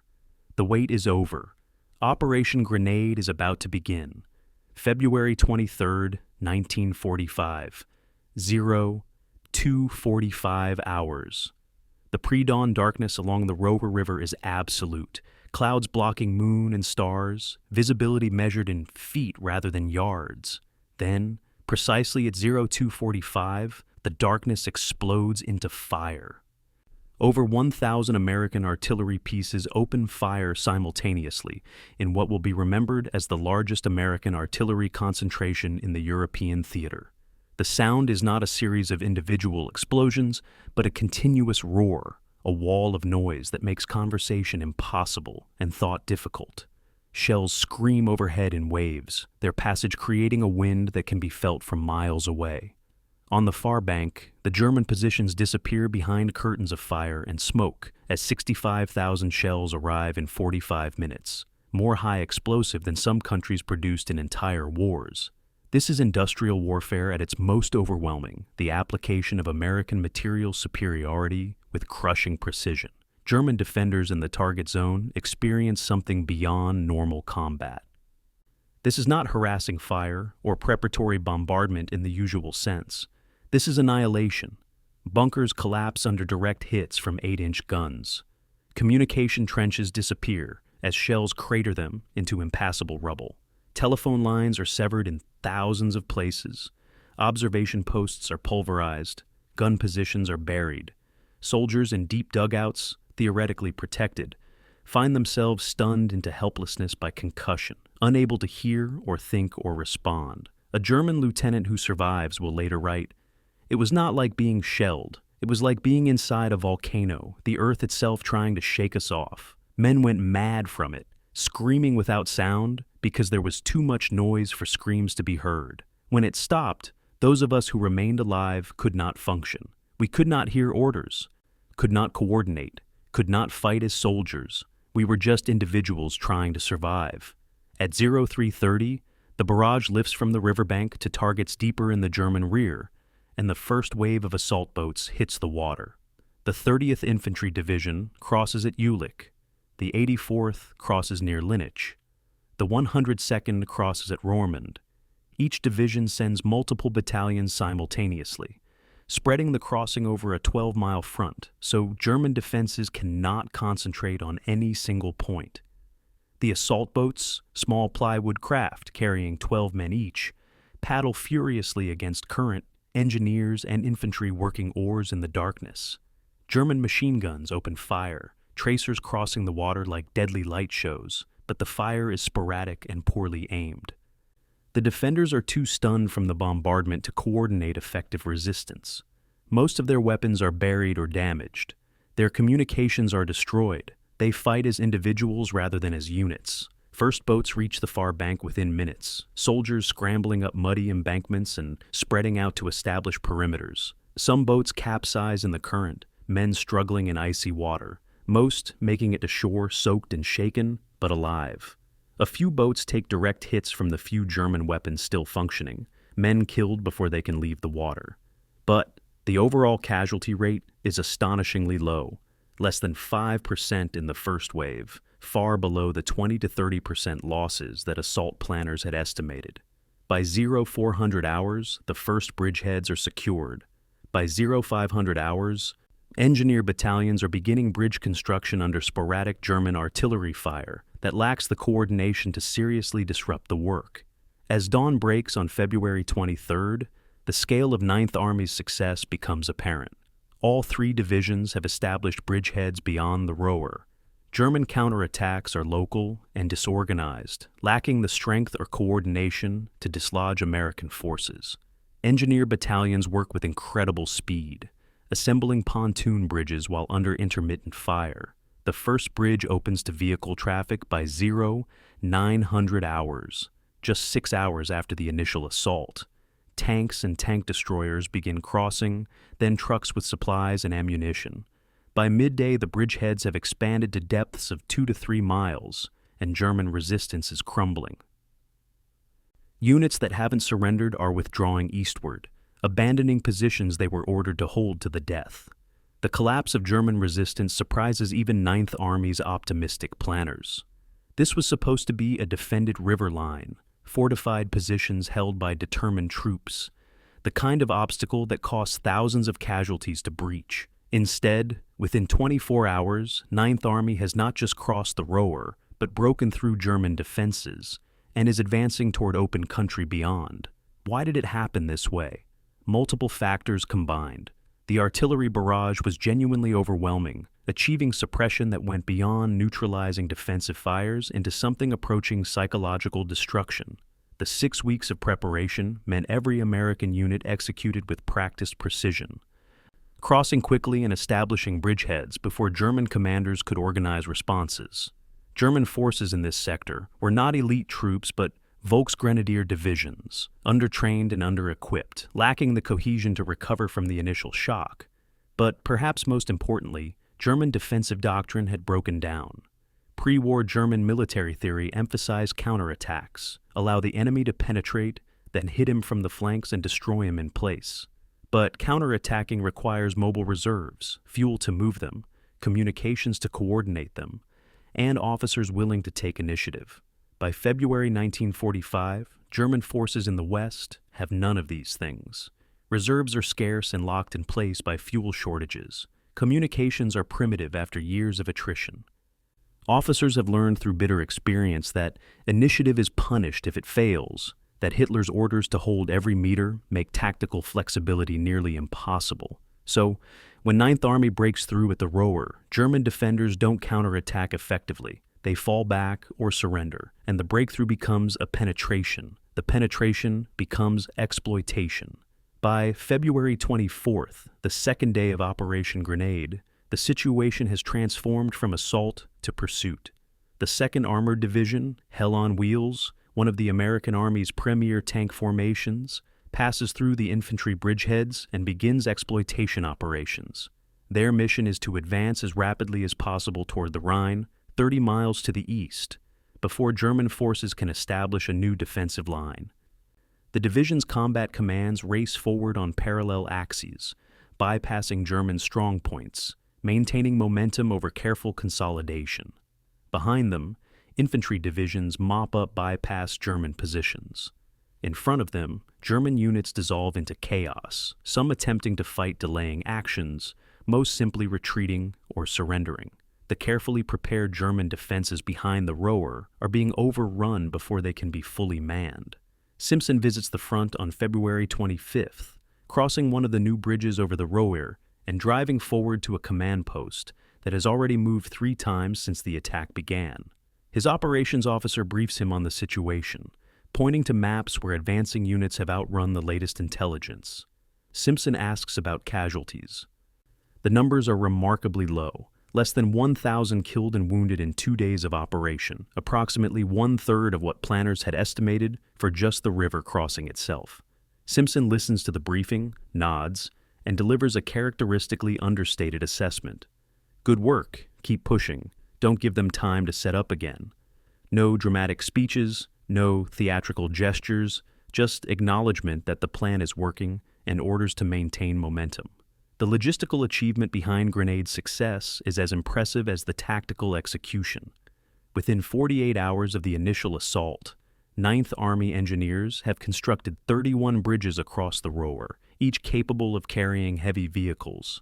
Supply trucks are crossing continuously, delivering ammunition, fuel, and rations forward to advancing units. Medical evacuation runs smoothly, wounded collected at aid stations and moved back across the river to field hospitals. Communications are maintained despite rapid advance, signal units laying wire and establishing radio relay stations as fast as combat units move forward. This is the machinery of modern military logistics functioning at peak efficiency, the unglamorous work that makes rapid advances possible. Every bridge built, every supply truck that reaches its destination, every wounded soldier evacuated. These are the small victories that add up to operational success. By the end of February, 5 days after Operation Grenade began, 9th Army has advanced 20 miles beyond the Ruhr. The breakthrough is complete. The pursuit has begun. German forces in Simpson's sector are in full retreat, units losing cohesion, surrenders increasing. The Rhine River, the last great natural obstacle before Germany's heartland, lies ahead. The carefully prepared operation, delayed 6 weeks by circumstances beyond Simpson's control, has succeeded beyond reasonable expectations. The Ghost Army has proven it can fight, and fight brilliantly. But this is just the beginning. The pursuit to the Rhine, the crossing of that river, the final drives into Germany, these lie ahead. Operation Grenade has opened the door. Now, 9th Army must surge through it before German commanders can slam it shut. February 26, 1945, lead elements of the 2nd Armored Division cover 25 miles in 18 hours, an advance rate that would have been impressive in peacetime maneuvers and is astounding in combat operations. Tank commanders navigate by map and compass through German territory, where road signs have been removed, bypassing towns rather than clearing them, maintaining momentum as the supreme priority. Behind the tanks, in lengthening columns, come tank destroyers, armored infantry in half-tracks, artillery tractors towing guns, supply trucks carrying fuel and ammunition. The entire division is moving, a 60-mile-long column of vehicles stretching from the Roer bridgeheads to the advance guard approaching the Rhine. German civilians in bypass towns watch in disbelief as this mechanized torrent flows past, some waving white flags, some simply staring, all recognizing that the war has entered its final phase. The pursuit from the Ruhr to the Rhine reveals a kind of warfare American forces have seldom experienced in this war: exploitation through collapsed enemy resistance. In Normandy, every field was contested. In the Hürtgen Forest, every 100 yards cost lives. But in late February 1945, across the North German plain, German defenses simply disintegrate. The Wehrmacht units that held the Ruhr line are retreating eastward in disorder. Reserves that should counterattack are immobilized by fuel shortages or committed elsewhere. New defensive lines surveyed behind the Ruhr remain unmanned because units can't reach them before American spearheads overrun them. The result is a pursuit where American forces advance faster than German forces can retreat, where combat becomes a series of brief, one-sided engagements rather than sustained battles. The command challenges of this rapid advance test 9th Army's staff systems in unexpected ways. When armies advance at 5 or 10 miles per day, headquarters can move methodically, maintaining communications and coordination. But when advance rates reach 15 or 20 miles per day across entire corps fronts, command and control becomes intensely difficult. Simpson's forward command post moves 3 times on March 1st, each time trying to stay within radio range of divisions that are advancing faster than their signal units can extend communications.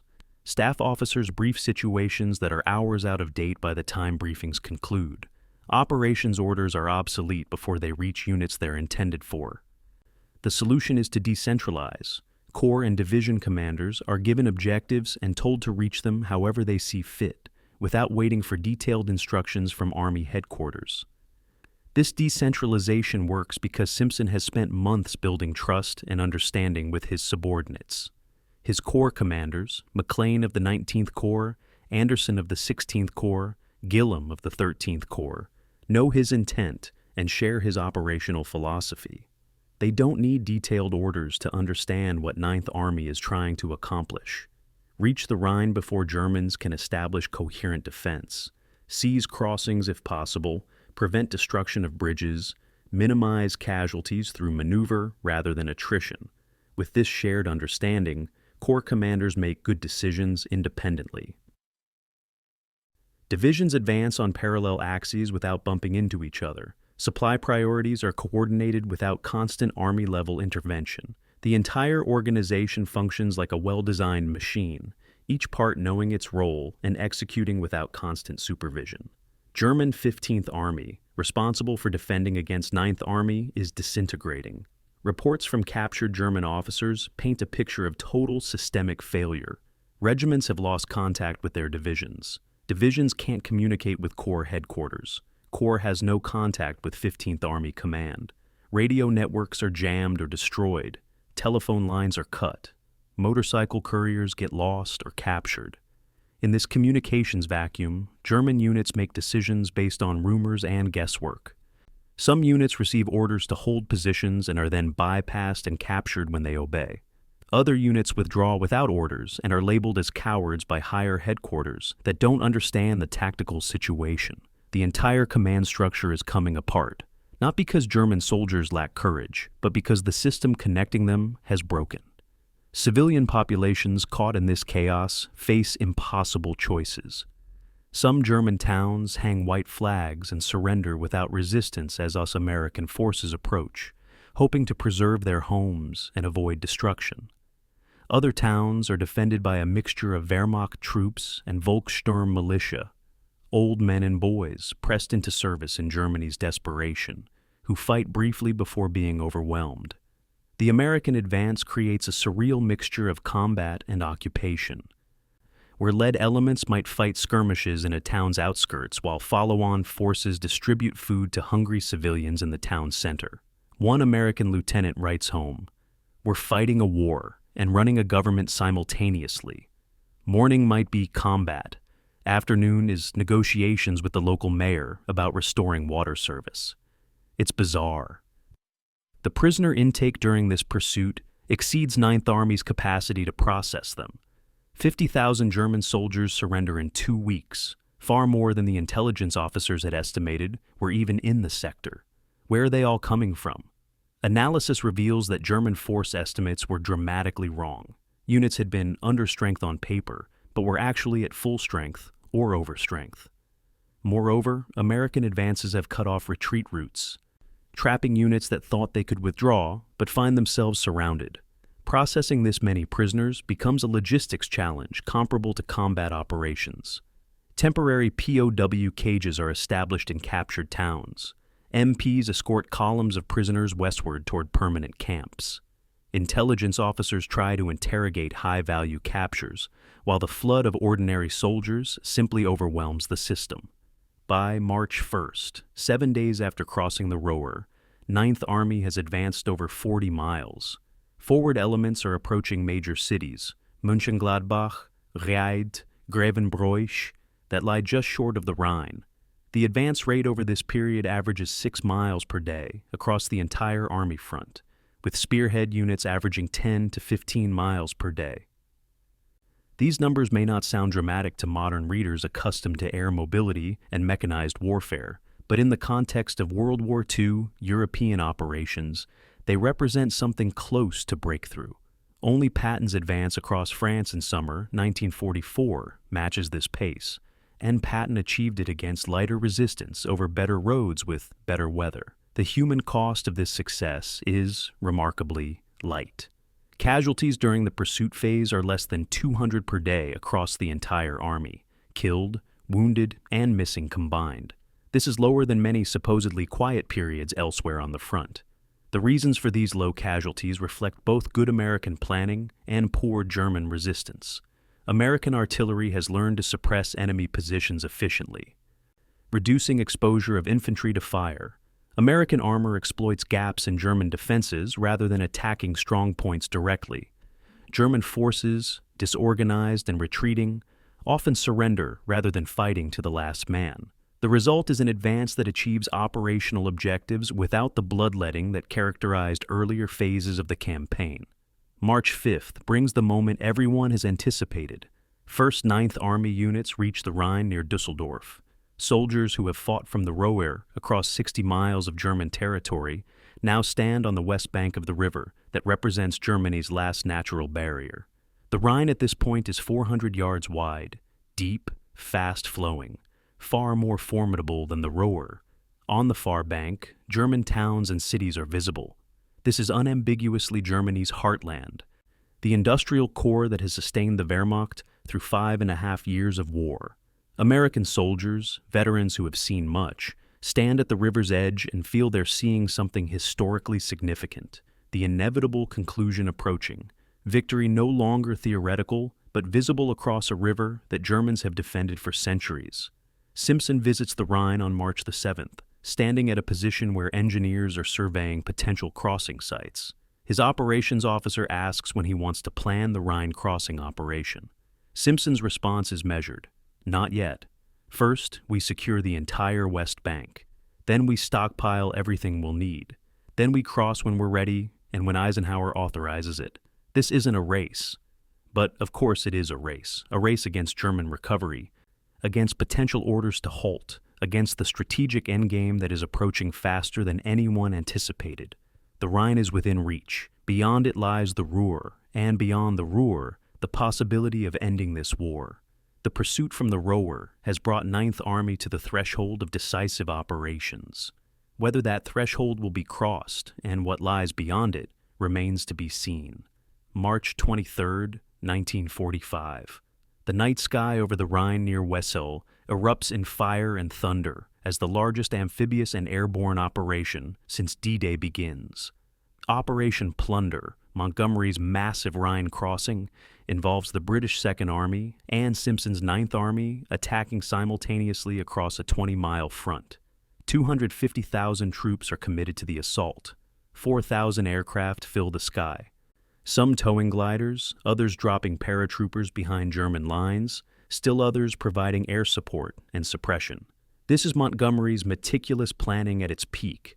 Every detail anticipated, every contingency addressed, overwhelming force applied to ensure success. Simpson's 30th and 79th Infantry Divisions cross at Rheinberg, facing the expected fierce German resistance from positions that have been prepared for months.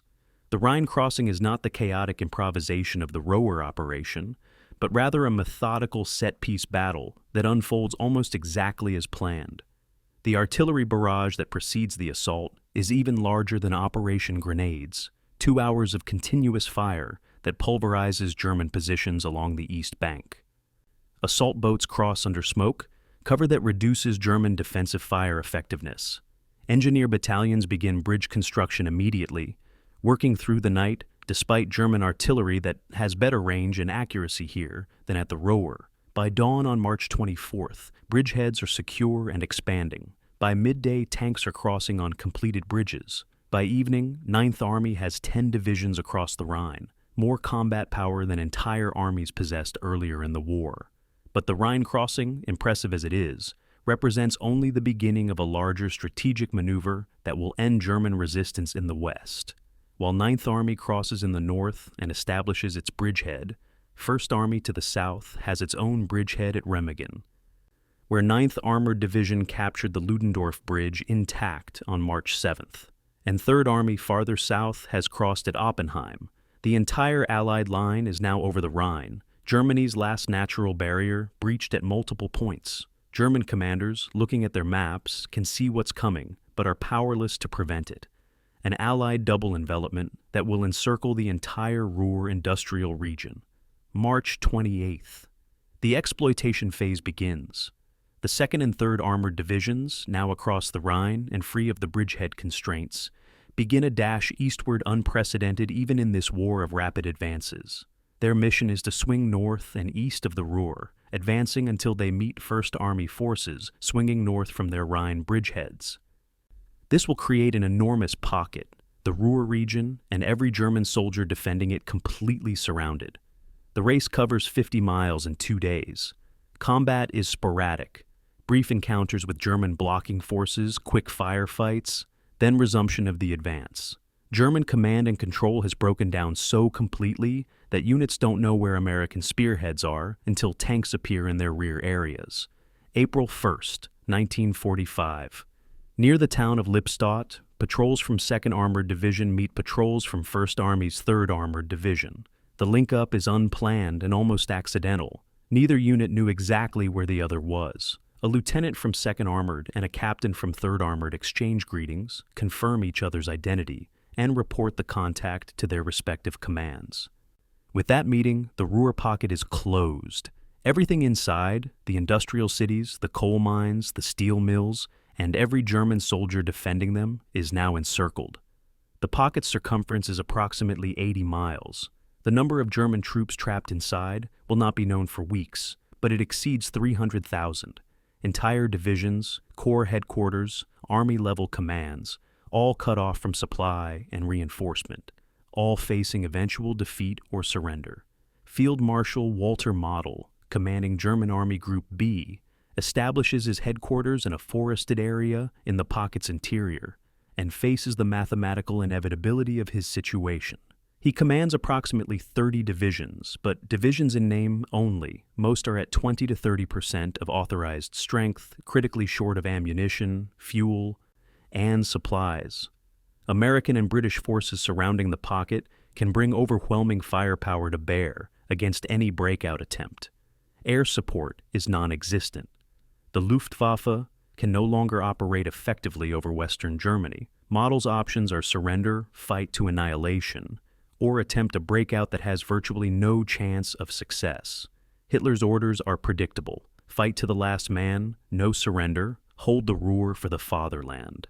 Model, a competent professional soldier who has somehow maintained his integrity through 5 years of serving a criminal regime, knows these orders are pointless. But Wehrmacht tradition demands obedience even in hopeless situations. 9th Army's role in reducing the Ruhr pocket is to compress it from the north, while 1st Army compresses from the south, and 3rd Army maintains the eastern seal.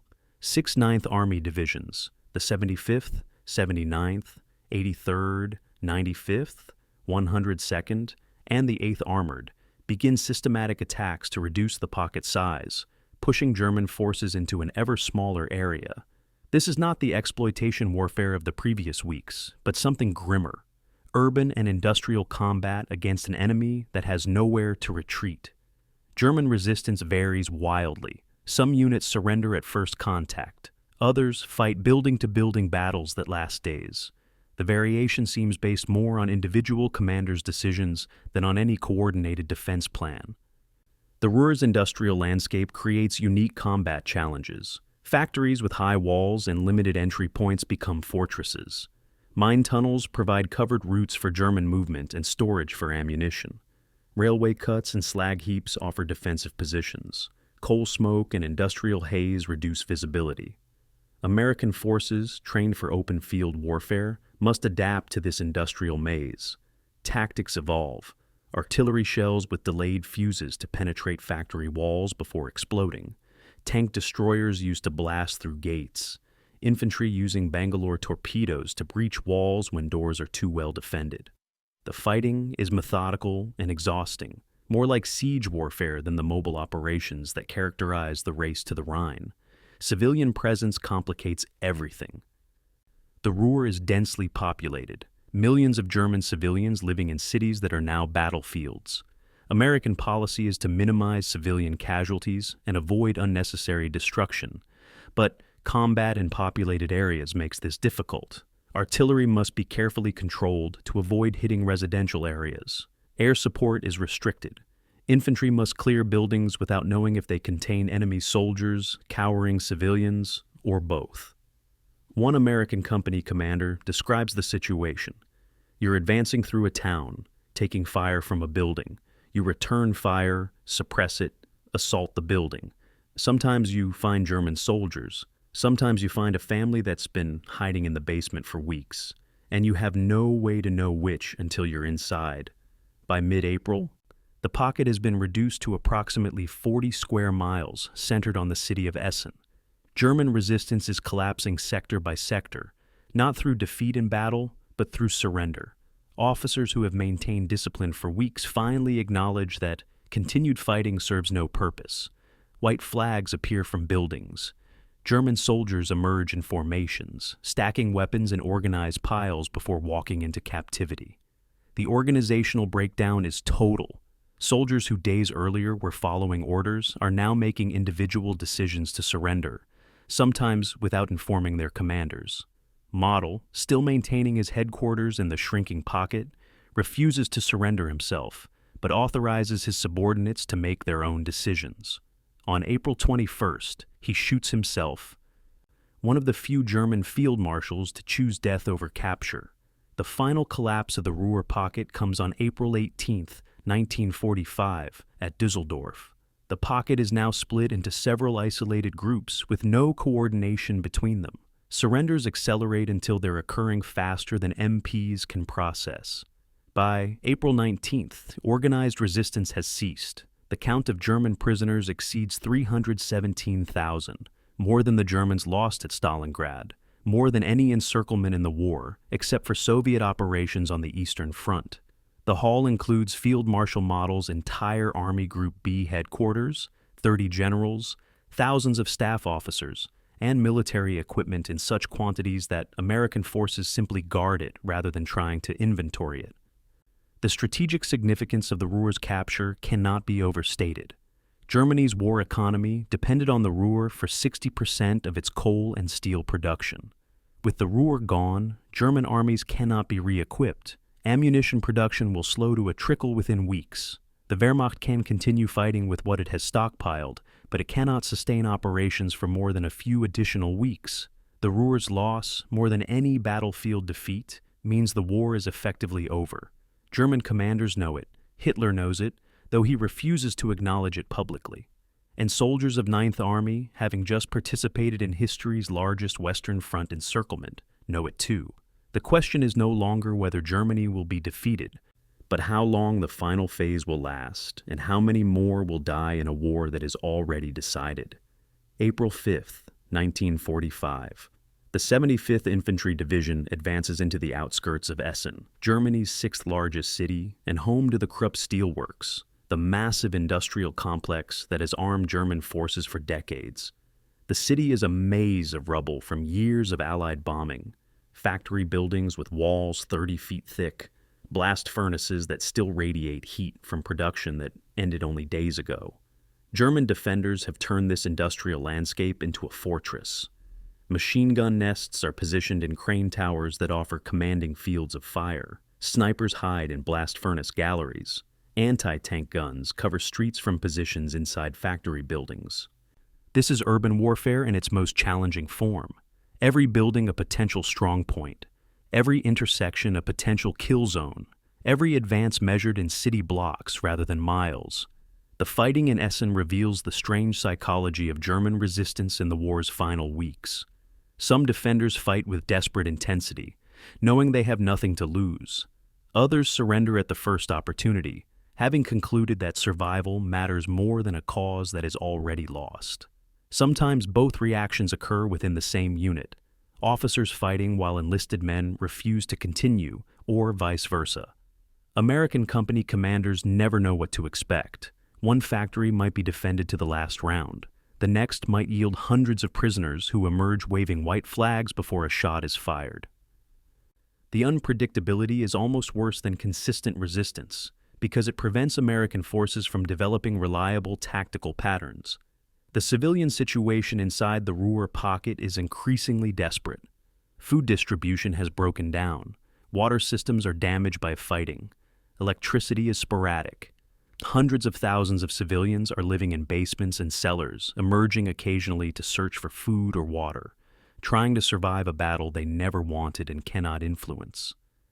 American civil affairs officers, following behind combat units, find themselves managing humanitarian crises while fighting continues blocks away. They establish feeding stations, restore water service where possible, try to create some semblance of order in the chaos. One civil affairs captain writes, "We're conquering and humanitarianing simultaneously.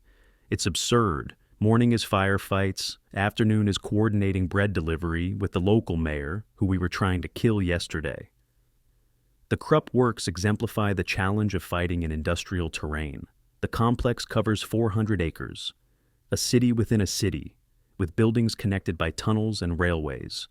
German defenders use the internal passages to move between positions without exposing themselves to American fire. Clearing the works requires room-by-room fighting through dozens of massive structures.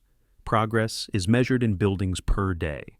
The 75th Division commits 3 battalions to the task and fights for a week before the complex is secured. The cost, 200 American casualties and approximately 400 German.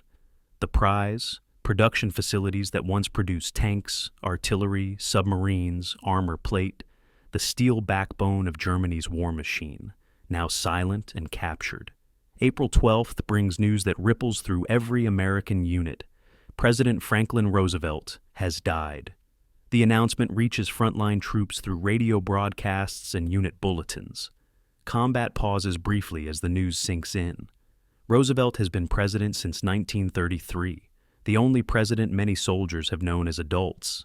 He led America through the Depression and this war. Now, with victory visible, he will not see it. Reactions vary. Some soldiers are deeply affected, feeling they've lost a commander-in-chief who personally understood their sacrifice. Others are too focused on survival to process the news emotionally. German defenders, hearing the announcement through their own communications, wonder if this changes anything strategically. It doesn't. The war's outcome is already determined, but the psychological moment matters. The reminder that even leaders die, that mortality touches everyone. By mid-April, the Ruhr pocket has fragmented into isolated pockets of resistance surrounded by American-controlled territory. German units have lost contact with higher headquarters and with each other. Some continue fighting because they don't know surrender is an option. Others fight because their officers threaten to shoot anyone who suggests capitulation. Still others fight simply because they don't know what else to do. Soldiers who have spent years following orders now face a situation where orders have stopped coming and individual choice becomes necessary. The result is combat that lacks strategic purpose but continues through organizational inertia and individual decisions that don't add up to any coherent plan. Model's final days reveal the tragedy of professional competence in service of a criminal regime.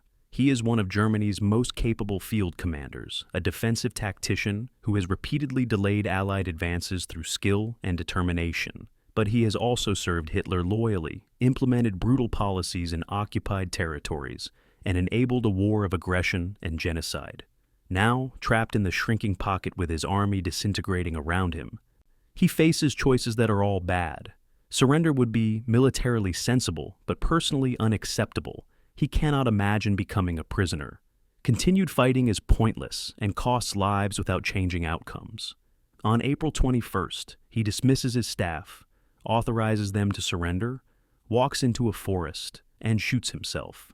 His death is both a personal tragedy and a symbol of an officer corps that maintained technical professionalism while enabling monstrous policies. The surrender process in the Ruhr becomes almost routine by the pocket's final days. White flags appear from buildings each morning. German soldiers march out in formation, stack their weapons, and wait for MPs to direct them to temporary prisoner cages. The numbers overwhelm the system. 9th Army establishes processing centers in captured factories and sports stadiums, guarded enclosures where thousands of prisoners wait to be searched, documented, and transported to permanent camps.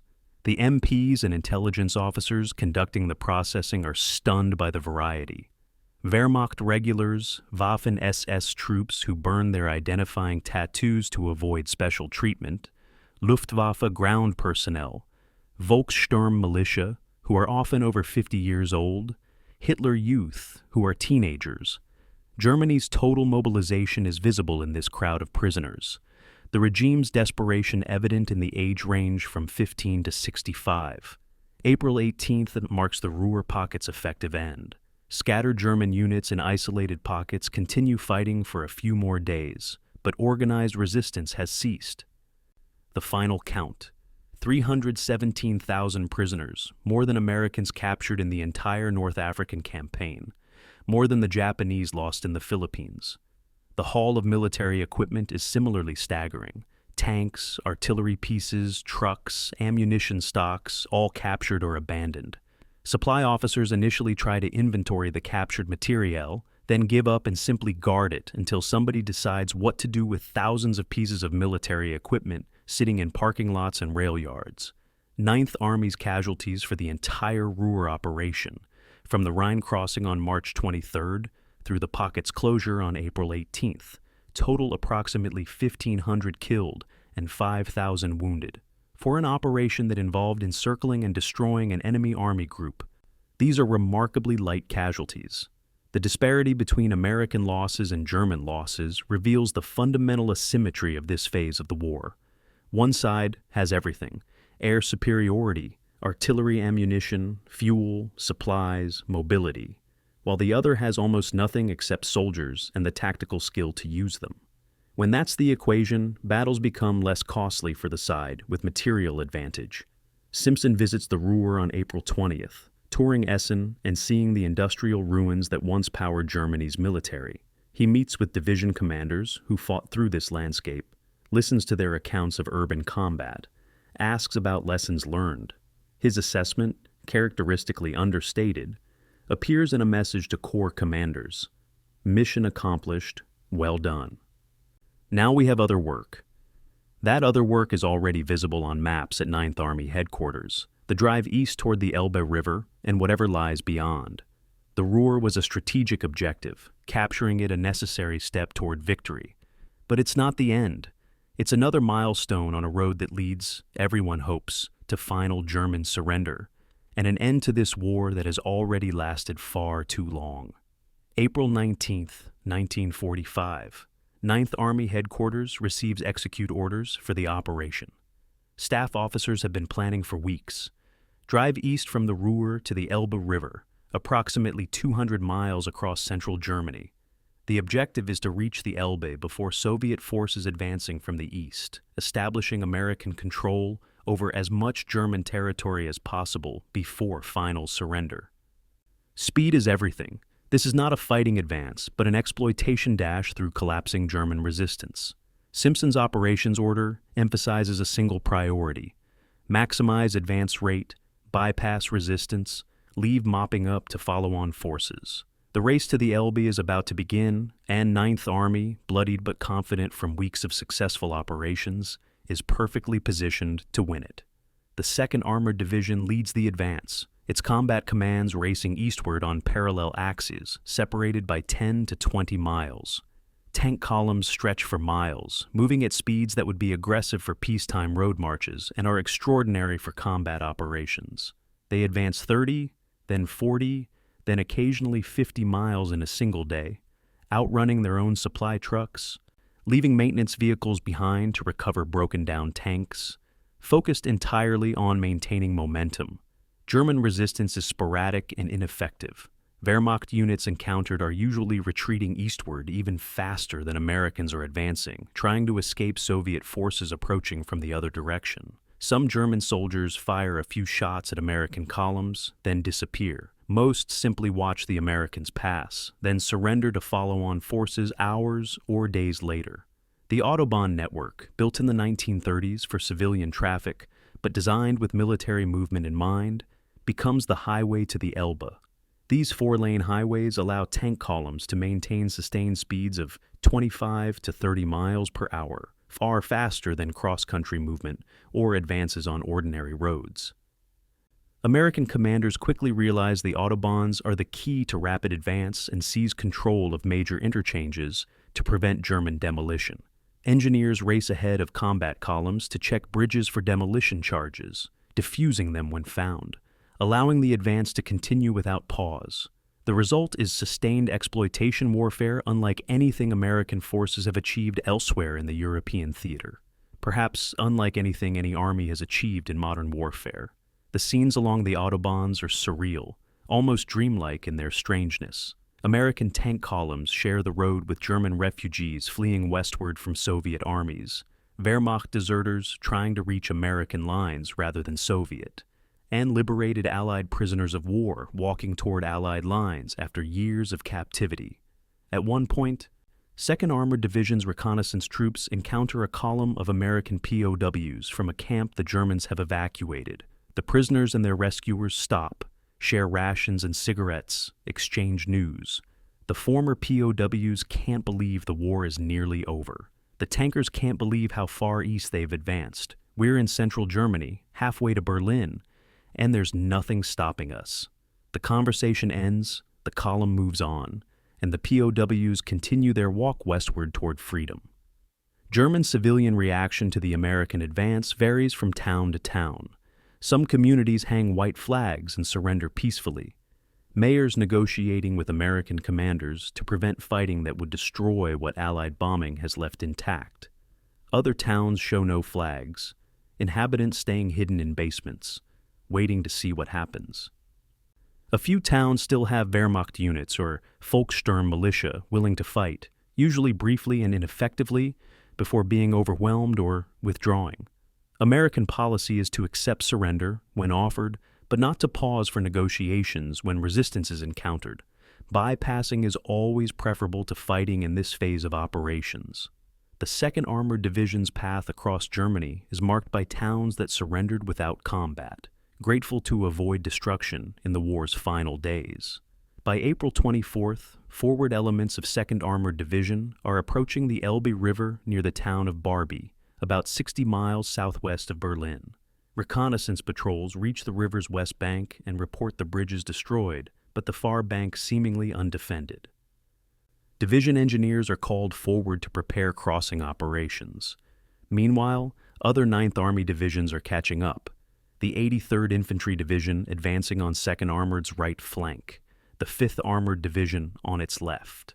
Simpson's entire army is surging eastward in a broad front, hundreds of thousands of troops moving simultaneously, sustaining an advance rate that German commanders cannot match or counter. The Wehrmacht's defensive system has completely collapsed in this sector. There is no front line, no organized resistance, just scattered units and individuals trying to survive the war's final days. April the 25th. Engineers of the 2nd Armored Division establish a bridgehead across the Elbe at Barbie, using assault boats similar to those employed at the Roer crossing 2 months earlier. Resistance is minimal. A few German soldiers fire from the far bank, then withdraw. By midday, a pontoon bridge is under construction. By evening, tanks are crossing. Within 48 hours, 9th Army has 50,000 troops across the Elbe, established in a bridgehead that extends 10 miles along the river and 5 miles deep. This is not the massive set-piece operation that characterized the Rhine crossing. This is improvised, opportunistic, achieved with minimal casualties because German defenders in this sector have essentially stopped defending. From the Elbe bridgehead, forward American positions can see remarkable distances eastward. The terrain is flat. Visibility on clear days extends for miles. On April 30th, reconnaissance patrols using binoculars from elevated positions report they can see what appears to be smoke on the eastern horizon, Berlin, 53 miles away, burning as Soviet forces fight their way into the city. American soldiers, standing on German soil farther east than any Western Allied troops have reached, watch this smoke and wonder why they've been stopped. Berlin is right there, visible on a clear day. 2nd Armored Division could cover 50 miles in 2 days, maybe less if resistance remains as light as it's been. Why aren't we advancing? Simpson, visiting the Elbe bridgehead on May 1st, asks himself the same question. His forward units are positioned closer to Berlin than Soviet forces were just days earlier. German resistance in his sector is negligible. His logistical tail is functioning well. Supplies are reaching the Elbe, bridges are being maintained. The army can sustain continued operations indefinitely. From a purely military perspective, continuing the advance to Berlin is feasible. Not easy, not without cost, but feasible in ways that would not have been true weeks or months earlier. But Simpson is a professional soldier who follows orders, and his orders are explicit. Halt at the Elbe. Do not advance further east without authorization from Schaeff. He obeys, though later he will say that April-May 1945 was the most frustrating period of his entire military career. The statistics of Ninth Army's advance from the Ruhr to the Elbe are extraordinary. 200 miles covered in 18 days equals an average advance rate of 11 miles per day across the entire Army front. Spearhead units average 15 to 20 miles per day, with peak days reaching 40 miles. Casualties during this period totaled less than 800 killed and 3,000 wounded, remarkably light for operations covering such distance through enemy territory. Prisoners taken exceeded 70,000, most surrendering to follow-on forces after spearheads had passed through their areas. The advance rate exceeded anything American forces had achieved previously in the European theater, and was comparable to German blitzkrieg advances in the war's early years, proving that Allied forces had mastered mobile warfare as thoroughly as their enemies. But the advance's most significant aspect is what it reveals about German collapse. This is no longer a functioning military organization with coherent doctrine and coordinated operations. This is an armed mob in retreat, individuals and small groups trying to survive. Unit cohesion evaporated, command and control broken. Wehrmacht units exist on paper, but not in reality. Divisions that should have thousands of troops have hundreds. Corps that should coordinate multiple divisions have lost contact with their subordinates. Army groups issue orders that never reach the units they're intended for. The entire military apparatus that conquered most of Europe in 1939 through 1942 has disintegrated into fragments by late April 1945. Ninth Army's Elbe sprint succeeds not primarily because American forces are skillful, though they are, but because there is no functioning enemy to resist them. The Wehrmacht's organizational death precedes Germany's political surrender by several weeks. April 15, 1945, Supreme Headquarters Allied Expeditionary Force, Versailles. Lieutenant General William Hood Simpson stands before maps in Eisenhower's conference room, pointing to Ninth Army's positions and explaining the operational situation. His forward units are approaching the Elbe. Intelligence assesses German resistance in that sector as minimal. Logistical preparations are complete for sustained operations beyond the river. Simpson's request is direct. Give me the word, and we can be in Berlin in 48 hours, maybe 72 if resistance stiffens. But we can do it. The room falls silent. Eisenhower studies the maps, considers the request, and delivers his answer. Berlin is no longer a military objective. The war is won.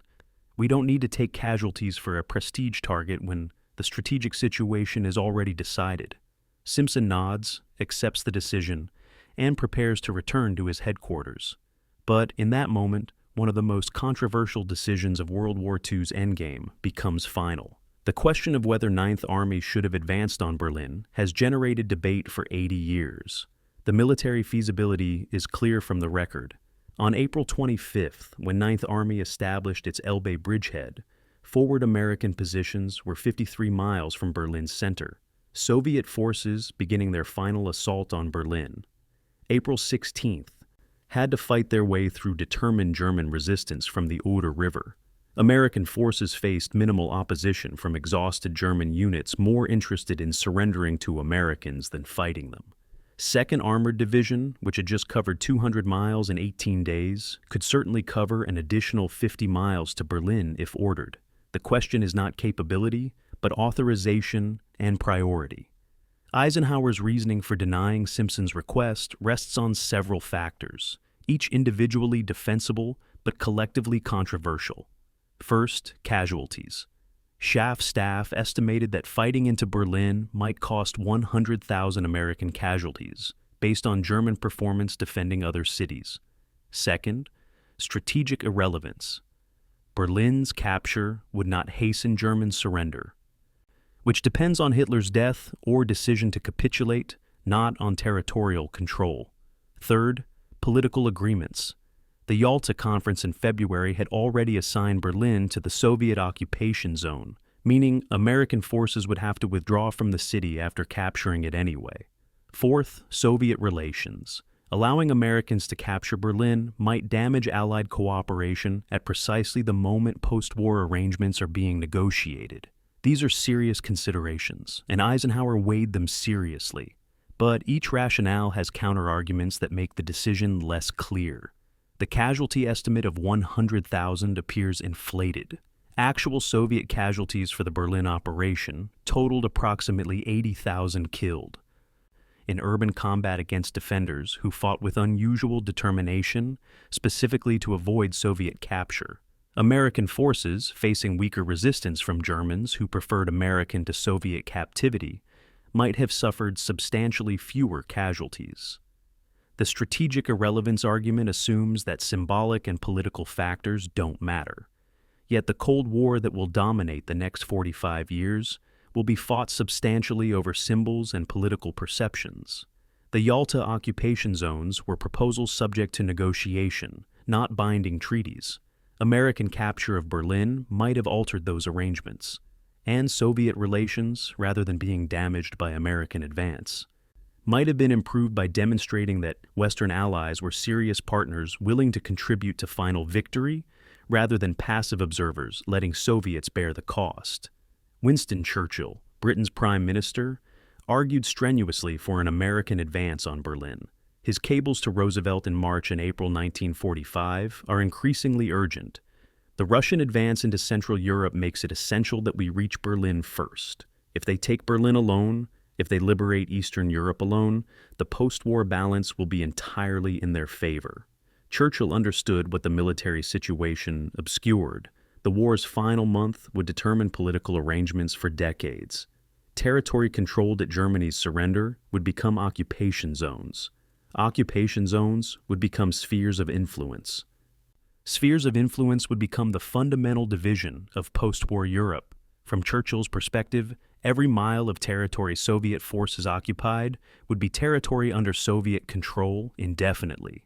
Therefore, Western Allied forces should advance as far east as possible, not for military reasons but for political ones. Roosevelt, in his final weeks of life, sided with Eisenhower over Churchill, prioritizing Soviet cooperation over territorial position. The American president believed that maintaining good relations with Stalin mattered more than symbolic achievements like capturing Berlin. He trusted that post-war cooperation could be achieved through negotiation and goodwill, that Stalin's territorial ambitions could be satisfied through agreed occupation zones and United Nations governance structures. This assessment would prove tragically wrong. Stalin's territorial ambitions were insatiable. Soviet occupation became permanent communist control, and the temporary division of Germany and Europe became a 45-year Cold War. But in April 1945, with the war still being fought, these outcomes were not yet evident to American leadership. Simpson, as a military professional, accepted the decision to halt at the Elbe without public complaint, but privately to staff officers and subordinate commanders, he expressed frustration that is recorded in multiple sources. "We had them beat," he told his operations officer, "militarily, politically, every way that matters. We could have taken Berlin with a fraction of the cost the Soviets paid. We could have positioned ourselves for the post-war negotiations from strength rather than from this half-measure position. But those decisions are above my level. I follow orders." This response is quintessentially Simpson, obedient to civilian and military leadership, yet clear-eyed about the strategic implications of decisions he cannot influence. The counterfactual scenario, what would have happened if Ninth Army had been authorized to advance on Berlin, is speculative but not unrealistic. 2nd Armored Division and supporting units, advancing from the Elbe bridgehead on April 27th, would have reached Berlin's outskirts by April 29th or 30th. Soviet forces approaching from the east would have reached the city simultaneously, or perhaps slightly earlier. The result would have been a race into Berlin from two directions, American and Soviet forces meeting in the city center, joint capture rather than exclusive Soviet victory. Casualties would likely have been moderate by World War II standards, perhaps 10 to 15,000 American casualties, versus the 80,000 the Soviets actually suffered because Germans would have surrendered more readily to Americans, and because American firepower would have been applied more liberally to reduce German strongpoints. The political consequences of joint Berlin capture are harder to assess but potentially significant. Stalin's post-war negotiating position depended partly on Soviet sacrifice. We bore the burden of defeating Germany, therefore, we deserve dominant influence in post-war Europe. Joint Berlin capture would have complicated that narrative. Western Allied forces demonstrating ability and willingness to fight into Germany's capital would have altered Soviet perceptions of Western resolve. The division of Berlin, which in actual history became a purely Soviet occupation, followed by division into sectors, might have been established from the beginning as a shared occupation if American forces were already present when fighting ended. These are speculations, but not wild ones. The actual Cold War history suggests that territorial positions at war's end mattered enormously to subsequent political arrangements. May 2, 1945. Soviet forces complete Berlin's capture. Hitler is dead. Suicide in his bunker. April 30th. The Nazi government has collapsed. German forces are surrendering across Europe. At 9th Army headquarters on the Elbe, Simpson reads the news and knows that the war's outcome was never in doubt, only timing and costs. Whether American forces in Berlin would have shortened the war by days or altered the post-war landscape significantly is unknowable. What is knowable is that 9th Army had the capability to reach Berlin and was not authorized to try. This fact, more than any tactical decision or operational achievement, will define Simpson's legacy in ways he never anticipated. The general who never failed at any mission assigned will be remembered partly for the mission he was never given. The maps on Simpson's wall in early May tell the story. 9th Army positions extend from the Ruhr to the Elbe. 300 miles of German territory captured in 6 weeks. Casualties remarkably light. Every objective achieved. But 50 miles beyond the Elbe, beyond American positions, Soviet flags fly over Berlin's ruins. The war in Europe is ending, and the peace that follows will be shaped substantially by who reached which places when the shooting stopped. 9th Army reached the Elbe in April. The question that will haunt historians and participants alike is what would have happened if they had been allowed to keep going. April 25th, 1945. Afternoon. The town of Torgau on the Elbe River, roughly midway between American and Soviet starting positions. Patrols from the 69th Infantry Division, part of 1st Army but operating near 9th Army's boundary, encounter Soviet troops from the 58th Guards Division, 5th Guards Army. The meeting is cordial, initially cautious, then enthusiastic as soldiers who have fought the same enemy from opposite directions celebrate their link-up. Americans share cigarettes and rations, Soviets share vodka. Photographs are taken, the famous shots of smiling Americans and Russians shaking hands that will appear in newspapers worldwide as symbols of Allied unity. For a few hours on this spring afternoon, the alliance that defeated Nazi Germany seems genuine and strong. The reality, which will emerge gradually over subsequent days, is more complicated. The cultural gap between American and Soviet forces is immediately apparent to anyone observing the meeting. American soldiers are well-fed, well-equipped, arriving in trucks and jeeps that seem almost luxurious by Soviet standards. They wear clean uniforms, carry abundant ammunition, smoke American cigarettes by the pack. Soviet soldiers, by contrast, are lean to the point of gaunt, wearing uniforms that are patched and worn, carrying equipment that is functional but spare.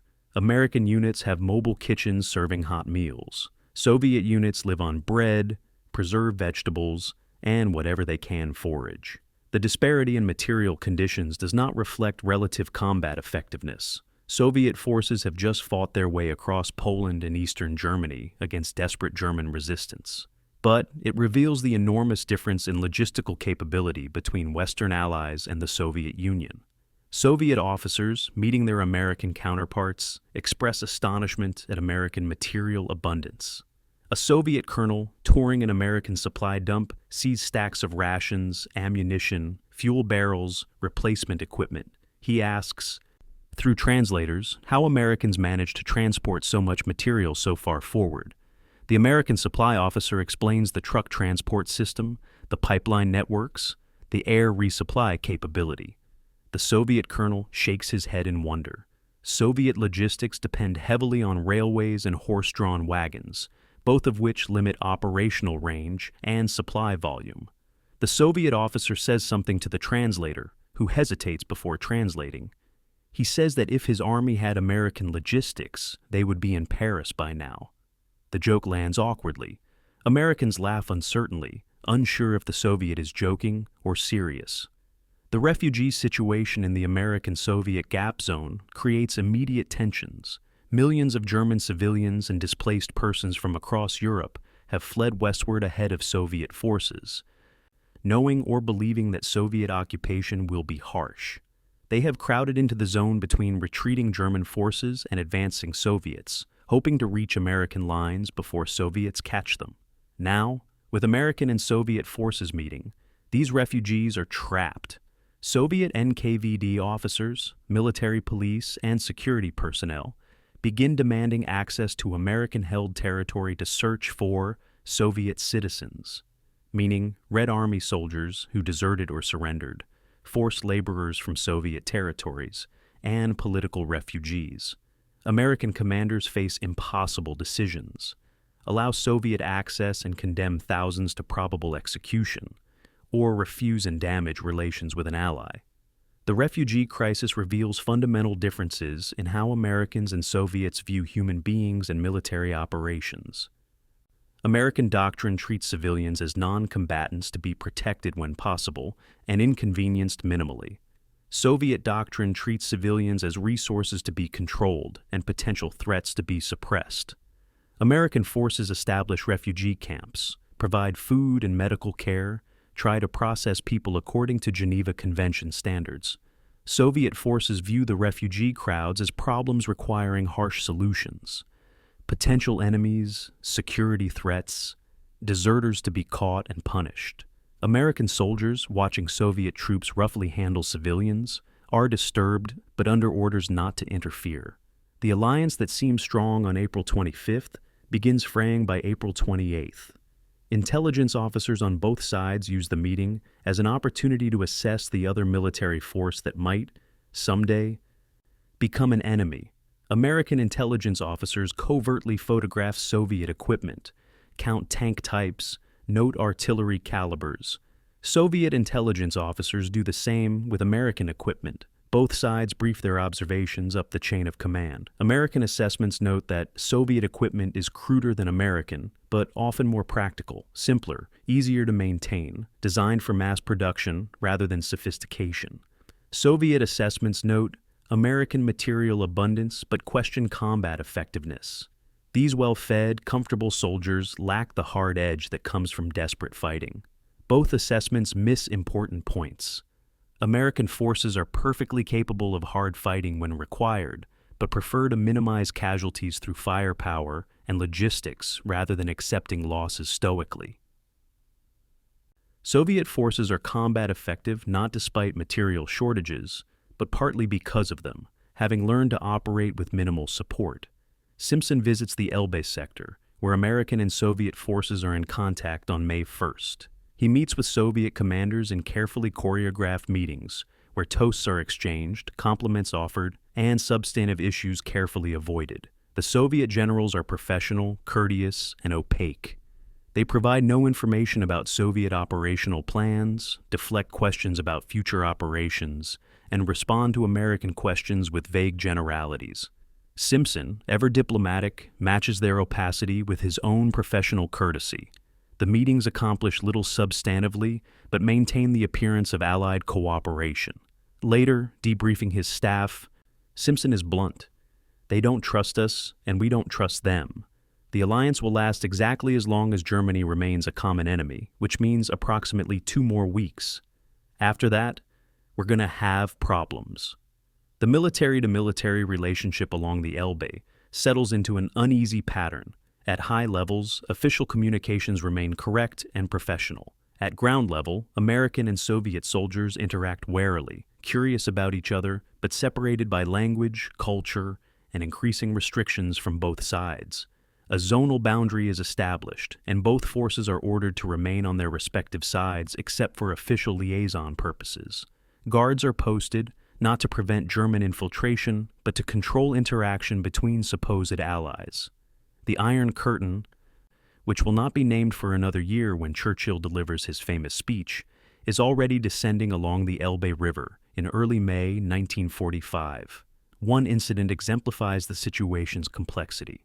An American patrol encounters a group of German soldiers trying to cross American lines to surrender. Behind them, visible in the distance, are Soviet troops. The German soldiers beg to surrender to Americans rather than Soviets, explaining that Soviet captivity means probable death, while American captivity means survival. The American patrol leader accepts their surrender, processes them according to regulations, and sends them to POW cages. Later, Soviet liaison officers demand the Germans be turned over to Soviet custody, claiming they committed atrocities in Soviet territory. American commanders refuse, citing Geneva Conventions regarding treatment of prisoners. The issue escalates to Army level, is debated at Shaef, and is eventually resolved through compromise that satisfies neither side. This incident, multiplied hundreds of times across the American-Soviet boundary, characterizes the alliance's final days. The Elbe meeting, celebrated in propaganda and photographs as symbolic of Allied unity, actually reveals the alliance's fragility. Americans and Soviets have cooperated to defeat Germany, but have fundamentally different visions of post-war Europe, different values regarding human rights and governance, and different strategic interests that will inevitably conflict. In May 1945, with Germany collapsing and victory assured, these differences can still be managed through diplomatic courtesy and avoidance of difficult issues. But the meeting on the Elbe marks not the culmination of the alliance, but the beginning of its dissolution. The soldiers shaking hands in the famous photographs are not comrades united by common purpose. They are representatives of two emerging superpowers that will spend the next 45 years in global competition, sometimes peaceful, often tense, occasionally nearly turning hot. The Cold War begins at the Elbe in April 1945, even as World War II is still being fought. May 4th, 1945. Radio broadcasts ripple across Ninth Army's positions. German forces in northwestern Germany, Denmark, and the Netherlands have surrendered to British Field Marshal Montgomery. The announcement is official, but feels anticlimactic. Soldiers have known for days that German collapse was inevitable, that organized resistance was ending sector by sector, that surrender was a matter of when rather than if. Still, hearing the formal announcement creates a strange emotional moment. For men who have spent months in combat, whose entire existence has revolved around the possibility of violent death, the simple statement that hostilities are ceasing requires psychological adjustment. One company commander writes in his diary, "We won, I know we won, but it doesn't feel like winning. It just feels like the shooting stopped." May 7th. The unconditional surrender instrument is signed at Reims, Supreme Headquarters Allied Expeditionary Force. General Alfred Jodl signs for Germany. Eisenhower's Chief of Staff signs for the Western Allies. Soviet representatives sign for the Red Army. Hostilities will cease officially at 2301 hours on May 8, 1945. The news reaches Ninth Army headquarters by secure communication, and Simpson assembles his staff to read the message aloud. His delivery is characteristically understated. Effective May 8th, 2301 hours. The war in Europe is over. Germany has surrendered unconditionally. I congratulate each of you on a job well done. Now we have different responsibilities, and we'll execute those with the same professionalism you've shown in combat. No dramatic speeches, no emotional proclamations, just acknowledgement of mission accomplished and preparation for the next mission. May 8th, VE Day, Victory in Europe.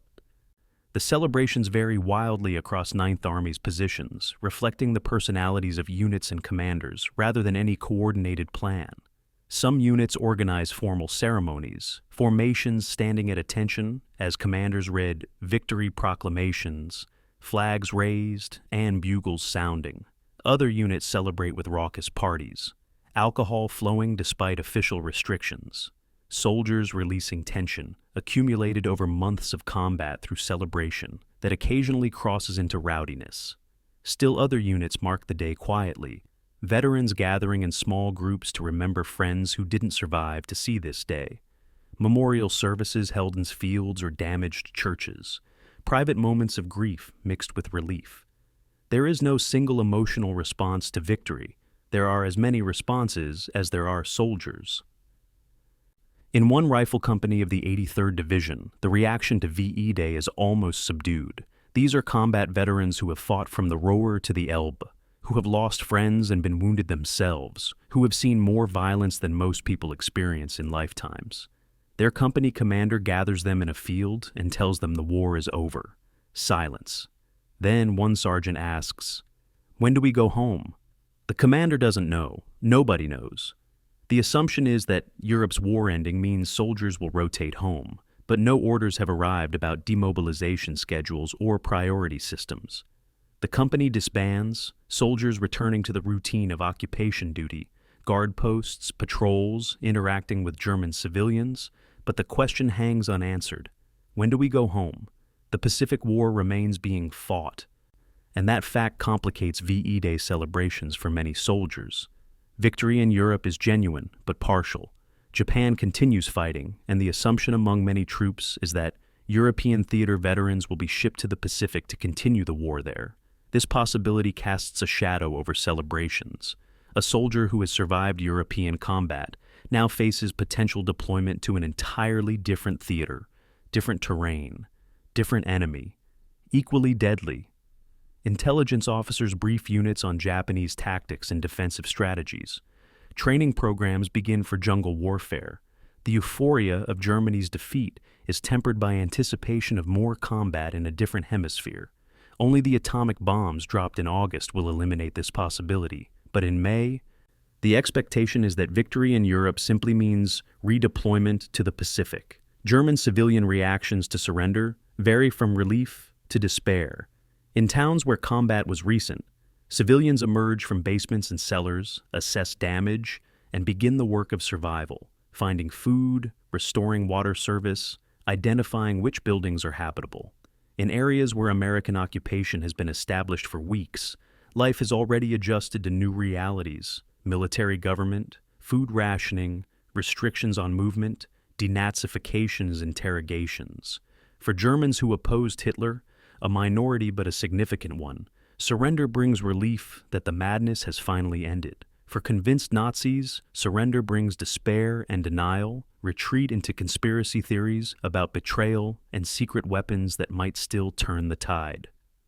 For the majority in the middle, surrender brings uncertainty about what occupation will mean for their futures. The humanitarian crisis in American-occupied Germany is overwhelming. Millions of displaced persons, former forced laborers, concentration camp survivors, refugees from Eastern Europe, need food, shelter, medical care, and eventual repatriation. American civil affairs units designed to handle military government find themselves managing humanitarian operations on a scale they were never trained or equipped for. Displaced persons camps are established in former Wehrmacht barracks and confiscated civilian facilities. But conditions are barely adequate. Food is scarce, medicine limited, housing overcrowded. Civil affairs officers work 18-hour days trying to create order from chaos, coordinating with international relief organizations and military supply systems to provide basic necessities.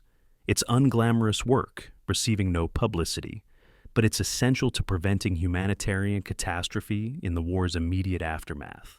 Simpson's order of the day on May 10th addresses the transition from combat to occupation. The mission that brought us across the Atlantic and across Europe is complete. Germany has surrendered. Now we face different responsibilities: maintaining order, managing military government, supporting displaced persons, preparing for redeployment. These tasks lack combat's intensity, but are equally important to achieving our nation's objectives. I expect each of you to approach occupation duties with the same professionalism and dedication you showed in combat. The order exemplifies Simpson's leadership approach, treating occupation as another mission requiring competent execution, no more or less important than combat operations. Simply different. The casualty statistics for 9th Army's 7-month operational history from October 1944 through May 1945 revealed the human cost of victory. Approximately 15,000 killed in action, 60,000 wounded seriously enough to require evacuation from combat zones. Unknown, thousands suffering psychological trauma that will affect them for lifetimes. These numbers are lower than other American armies experienced. First Army's casualties were higher. Third Army's comparable, but each number represents an individual tragedy, a life ended or permanently altered, a family receiving notification that someone they loved was killed or wounded far from home. Victory is real, but it was purchased with blood and suffering that statistics cannot fully capture. The strangest aspect of VE Day for many soldiers is the absence of climax. Combat ends not with a final dramatic battle, but with administrative announcements that hostilities are ceasing. There is no culminating moment, no cathartic release, just gradual transition from combat operations to occupation duties. For men conditioned to expect drama and resolution, this anticlimactic ending is psychologically difficult. One lieutenant writes to his wife, "We won the war, but it doesn't feel like we expected. It just feels like work stopped." No triumph, no vindication, just quiet. I guess that's how most things end, not with explosions, but with paperwork and silence. This reaction, repeated in countless letters and diaries, reveals a truth about modern warfare. The end is often less dramatic than its conduct, and soldiers must adjust to peace as much as they adjusted to combat. May 15th, 1945. A rifle company from the 75th Infantry Division occupies a small German town in the Ruhr Valley, population approximately 3,000, buildings damaged but mostly intact. The company commander, a captain who 3 weeks ago was fighting through industrial ruins, now finds himself responsible for civil administration he was never trained to perform. The town's Nazi mayor has fled, the police have dissolved, food distribution has broken down. Water systems need repair. Disputes between civilians require adjudication. The captain sits in the former mayor's office, trying to understand reports written in German about sewage systems and food stockpiles, wondering how a combat infantry officer became a municipal administrator. This scene, repeated in hundreds of towns across 9th Army's occupation zone, defines the new reality. Soldiers trained to destroy must now govern and rebuild. The magnitude of the occupation challenge exceeds anything American planners anticipated.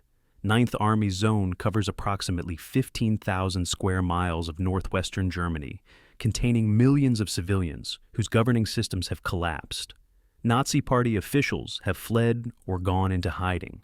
Civil servants who were party members face denazification proceedings and removal from office.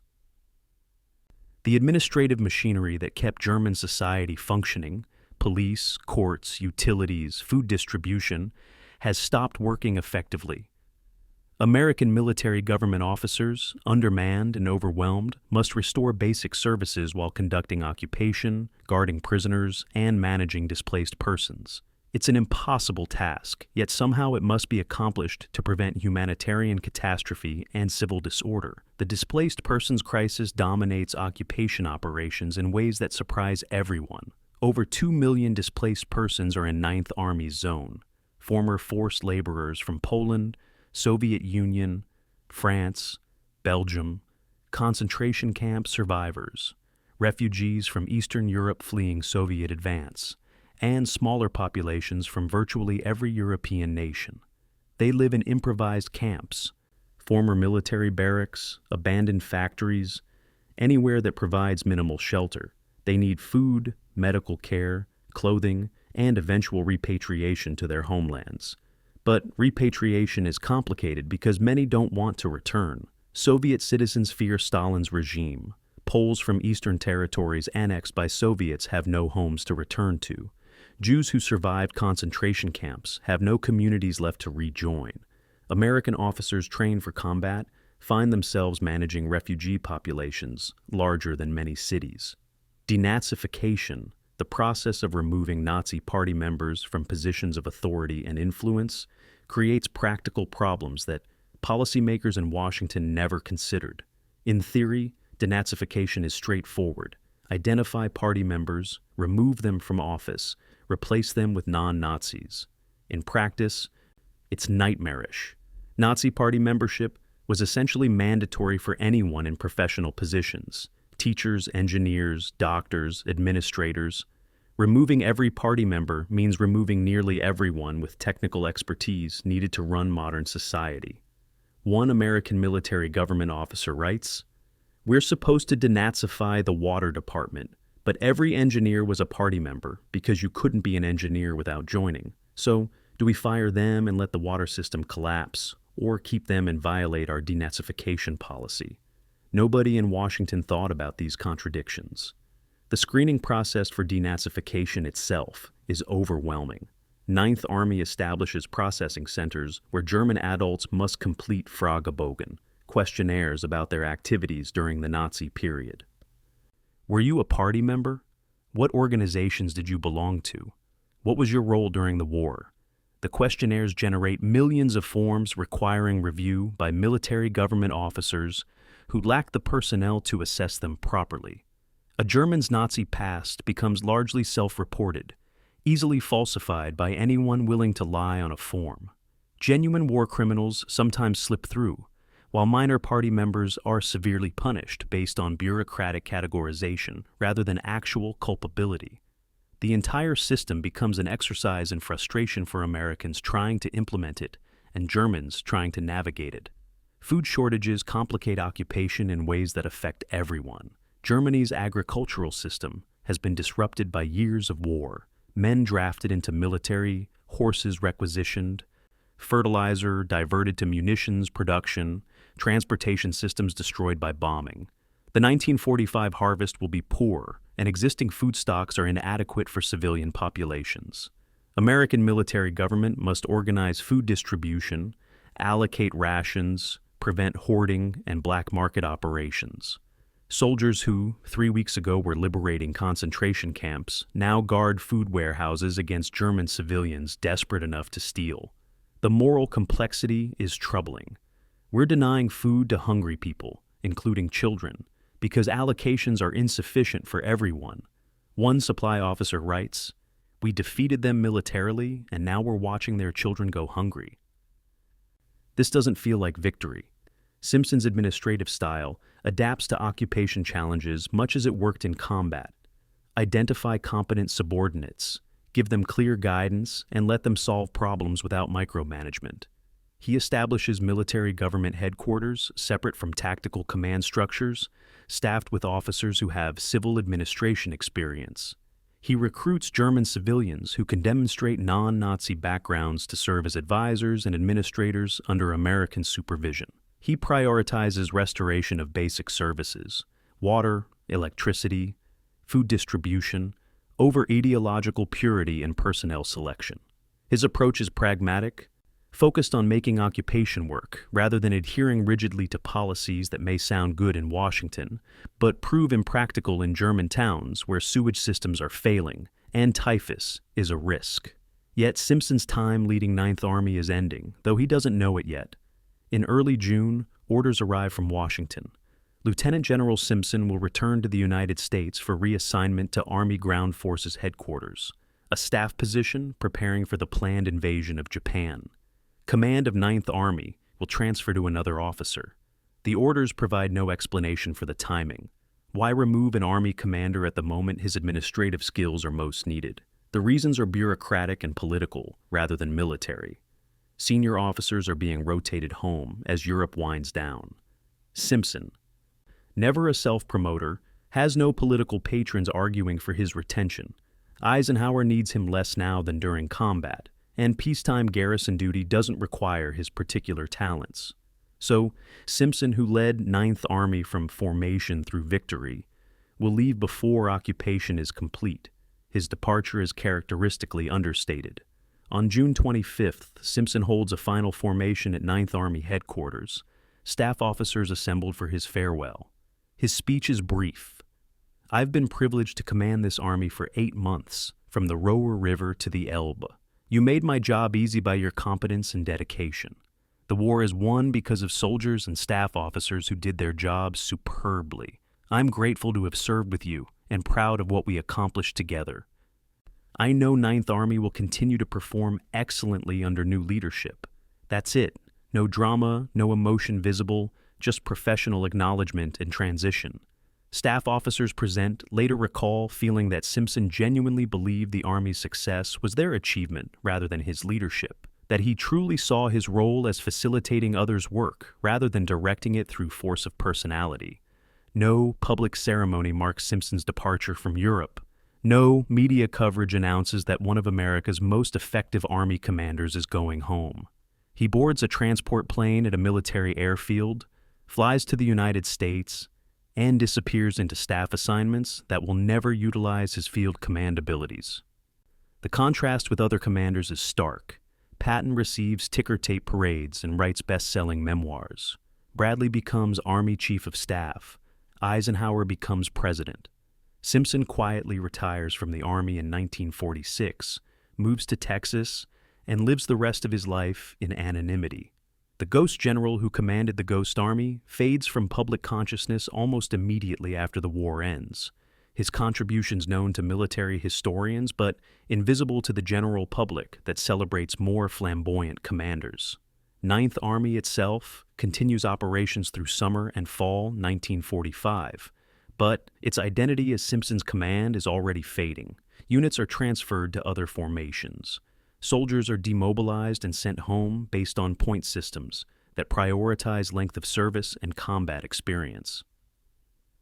The headquarters staff changes as wartime officers rotate back to the United States.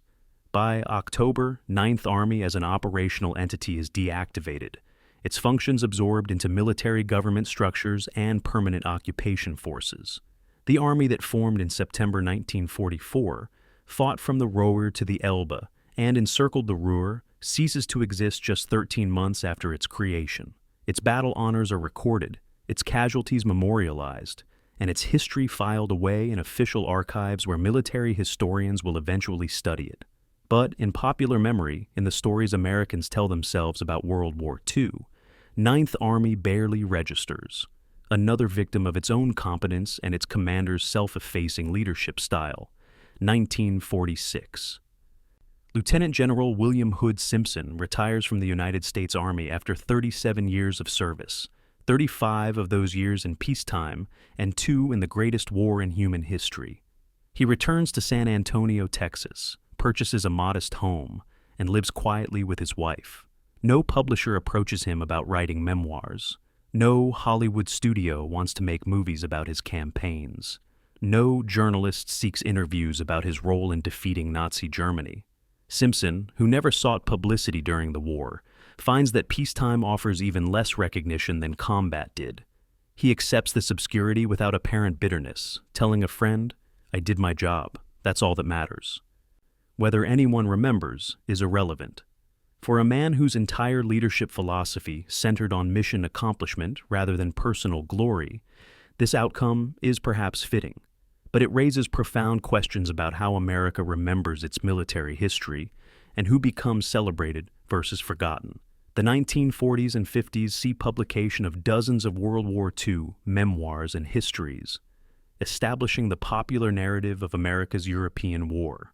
Patton's story dominates through multiple biographies emphasizing his aggressive personality and dramatic campaigns across France. Eisenhower's memoir becomes a bestseller, cementing his reputation as Supreme Commander. Bradley writes multiple books, establishing himself as the soldier's general. Montgomery's memoirs are controversial, but widely read. Even junior commanders like Gavin and Taylor publish accounts that reach broad audiences, but Simpson publishes nothing. He gives no interviews. He attends veterans' reunions occasionally, but makes no speeches. The only public record of his thoughts comes from brief oral history interviews conducted by Army historians in the 1960s, dry recitations of operational decisions without personal reflection or emotional content. Why did Simpson's Ninth Army vanish from popular memory while other formations became iconic? Multiple factors contributed, each reinforcing the others. First, Simpson's personality. His self-effacing leadership style meant he generated minimal publicity during the war and sought none afterward. Second, timing. Ninth Army's major operations occurred from February to April 1945, when the war's outcome was already clear and public attention was shifting to Pacific operations and post-war planning. Third, proximity to Montgomery. Ninth Army's service under British command from December 44 to April 45 meant its achievements were often credited to Montgomery's 21st Army Group rather than to American commanders. Fourth, the Berlin question. The fact that Ninth Army reached the Elbe but didn't advance to Berlin became controversial, and controversy encouraged official silence rather than celebration. But perhaps the deepest reason for Ninth Army's obscurity is that its story contradicts the narrative Americans prefer about their military. Americans like stories about aggressive, colorful commanders who win through audacity and force of personality. Patton charging across France, MacArthur returning to the Philippines, personalities who loom large in history. Simpson's story is different. A quiet professional who won through meticulous planning, collaborative leadership, and subordination of ego to mission. He was never insubordinate, never controversial, never quotable in ways that make good copy. His army succeeded because its staff work was excellent, its logistics reliable, and its commanders competent at every level. These are not the qualities that inspire Hollywood films or best-selling books. Competence is boring. Quiet professionalism doesn't generate legends. The statistical record tells a different story than the popular memory. Ninth Army's combat record exceeds that of more famous formations on virtually every quantitative measure. Casualties per mile advanced, lowest of any American army in Europe. Average daily advance rate during exploitation phases, highest in the European theater. Mission failures, 0. Every assigned objective was achieved. Coordination with allies, exemplary.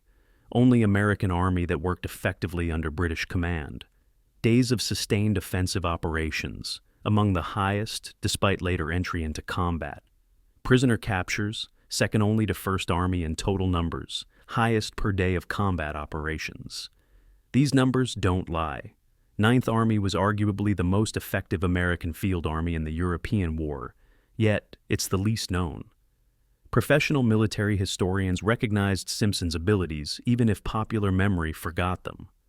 Army War College studies of European theater operations consistently rank Simpson among the top 5 American field commanders of World War II, sometimes placing him second only to Eisenhower. British military historians, less invested in personality-driven narratives, note that Simpson was the only American Army commander Montgomery truly respected, and the only one he consistently praised in his memoirs.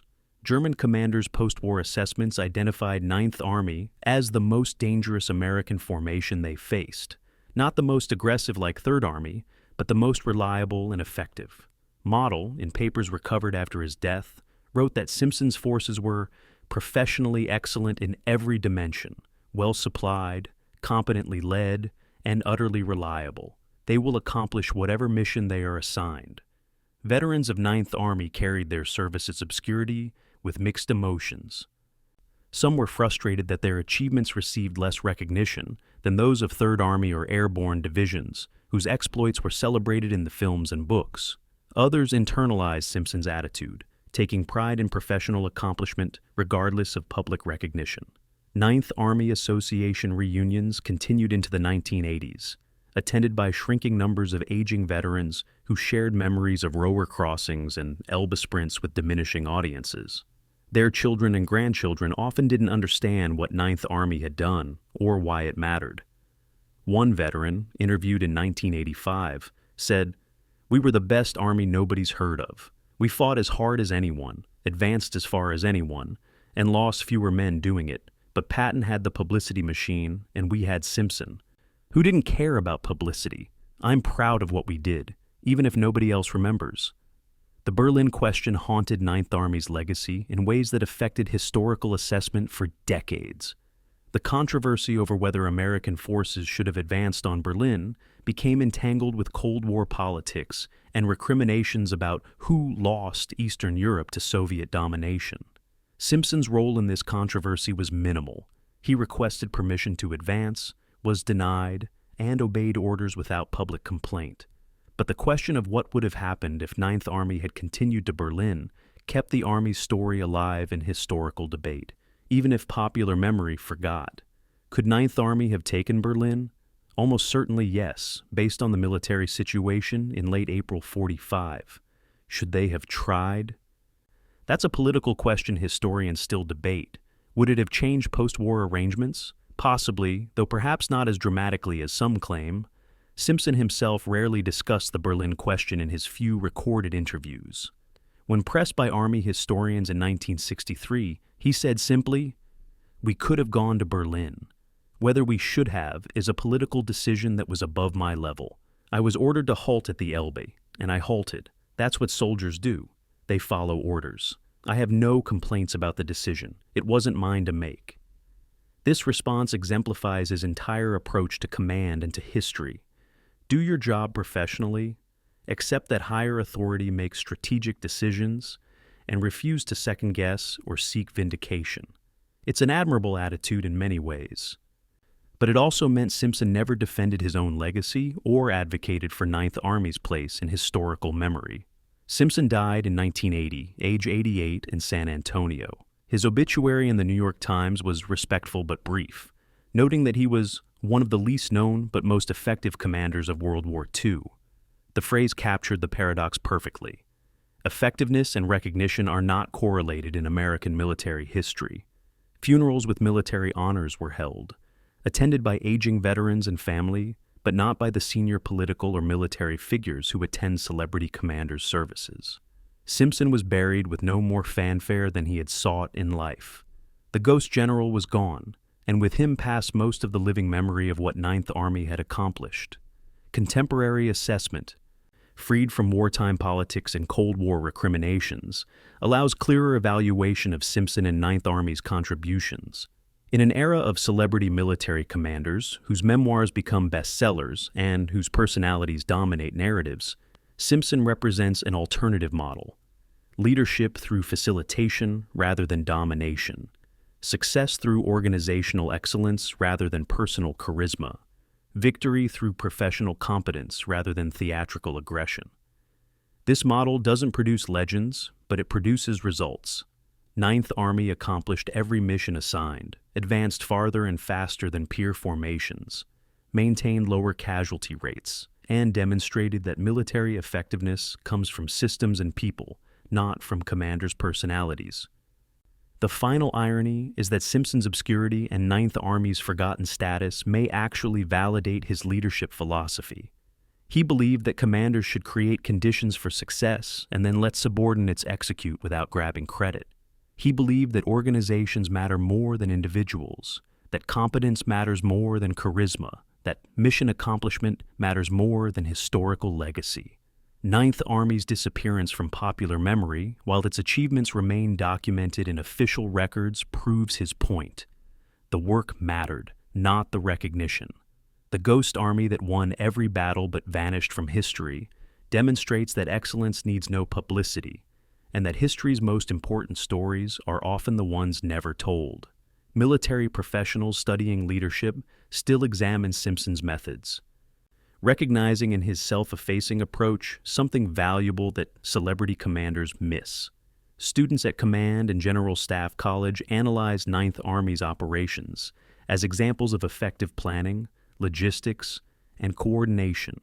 War colleges use Simpson's career as a case study in collaborative leadership versus command by personality. The professional military recognizes what popular culture forgot, that William Hood Simpson and his Ninth Army represented military effectiveness at its highest level, unencumbered by ego and unconcerned with legacy. They fought a war, won every battle, and went home. Whether anyone remembered didn't matter to them. 80 years later, perhaps it's time the rest of us remember what they accomplished and how they accomplished it. Not with flash and drama, but with competence, cooperation, and quiet excellence that deserves recognition precisely because it never sought it. 2010. A Veterans of Foreign Wars Hall in Kansas City. A handful of elderly men, most in their late 80s, gather for what will be the final reunion of Ninth Army veterans. Their numbers have dwindled from hundreds to dozens to this small group, the last survivors of formations that once numbered 300,000. They wear pins identifying their divisions, the 30th, the 83rd, the 2nd Armored. They share stories they've told before, reminiscences that grow more important as the generation that experienced them fades. A journalist attending the reunion asks one veteran what he wants people to remember about Ninth Army. The old soldier thinks for a moment, then replies, "We were professionals. We did our jobs." Simpson taught us that winning matters, not headlines. I guess we learned that lesson too well. We won, but nobody noticed. The camera pans across the reunion hall, faded unit patches on walls, photographs of young men who are now old or dead, maps showing advance routes from Roer to Elbe that mean little to anyone who wasn't there. These men fought in history's largest war, participated in operations that helped end Nazi Germany, and returned to lives of quiet obscurity.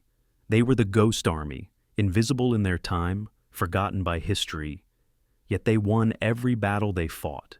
William Simpson and his Ninth Army proved that wars can be won without headlines, that excellence needs no publicity, and that history's most important stories are often the ones never told.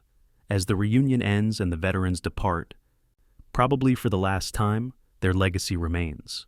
Competence over charisma, mission over recognition, effectiveness over fame. Perhaps that's the most important lesson of all.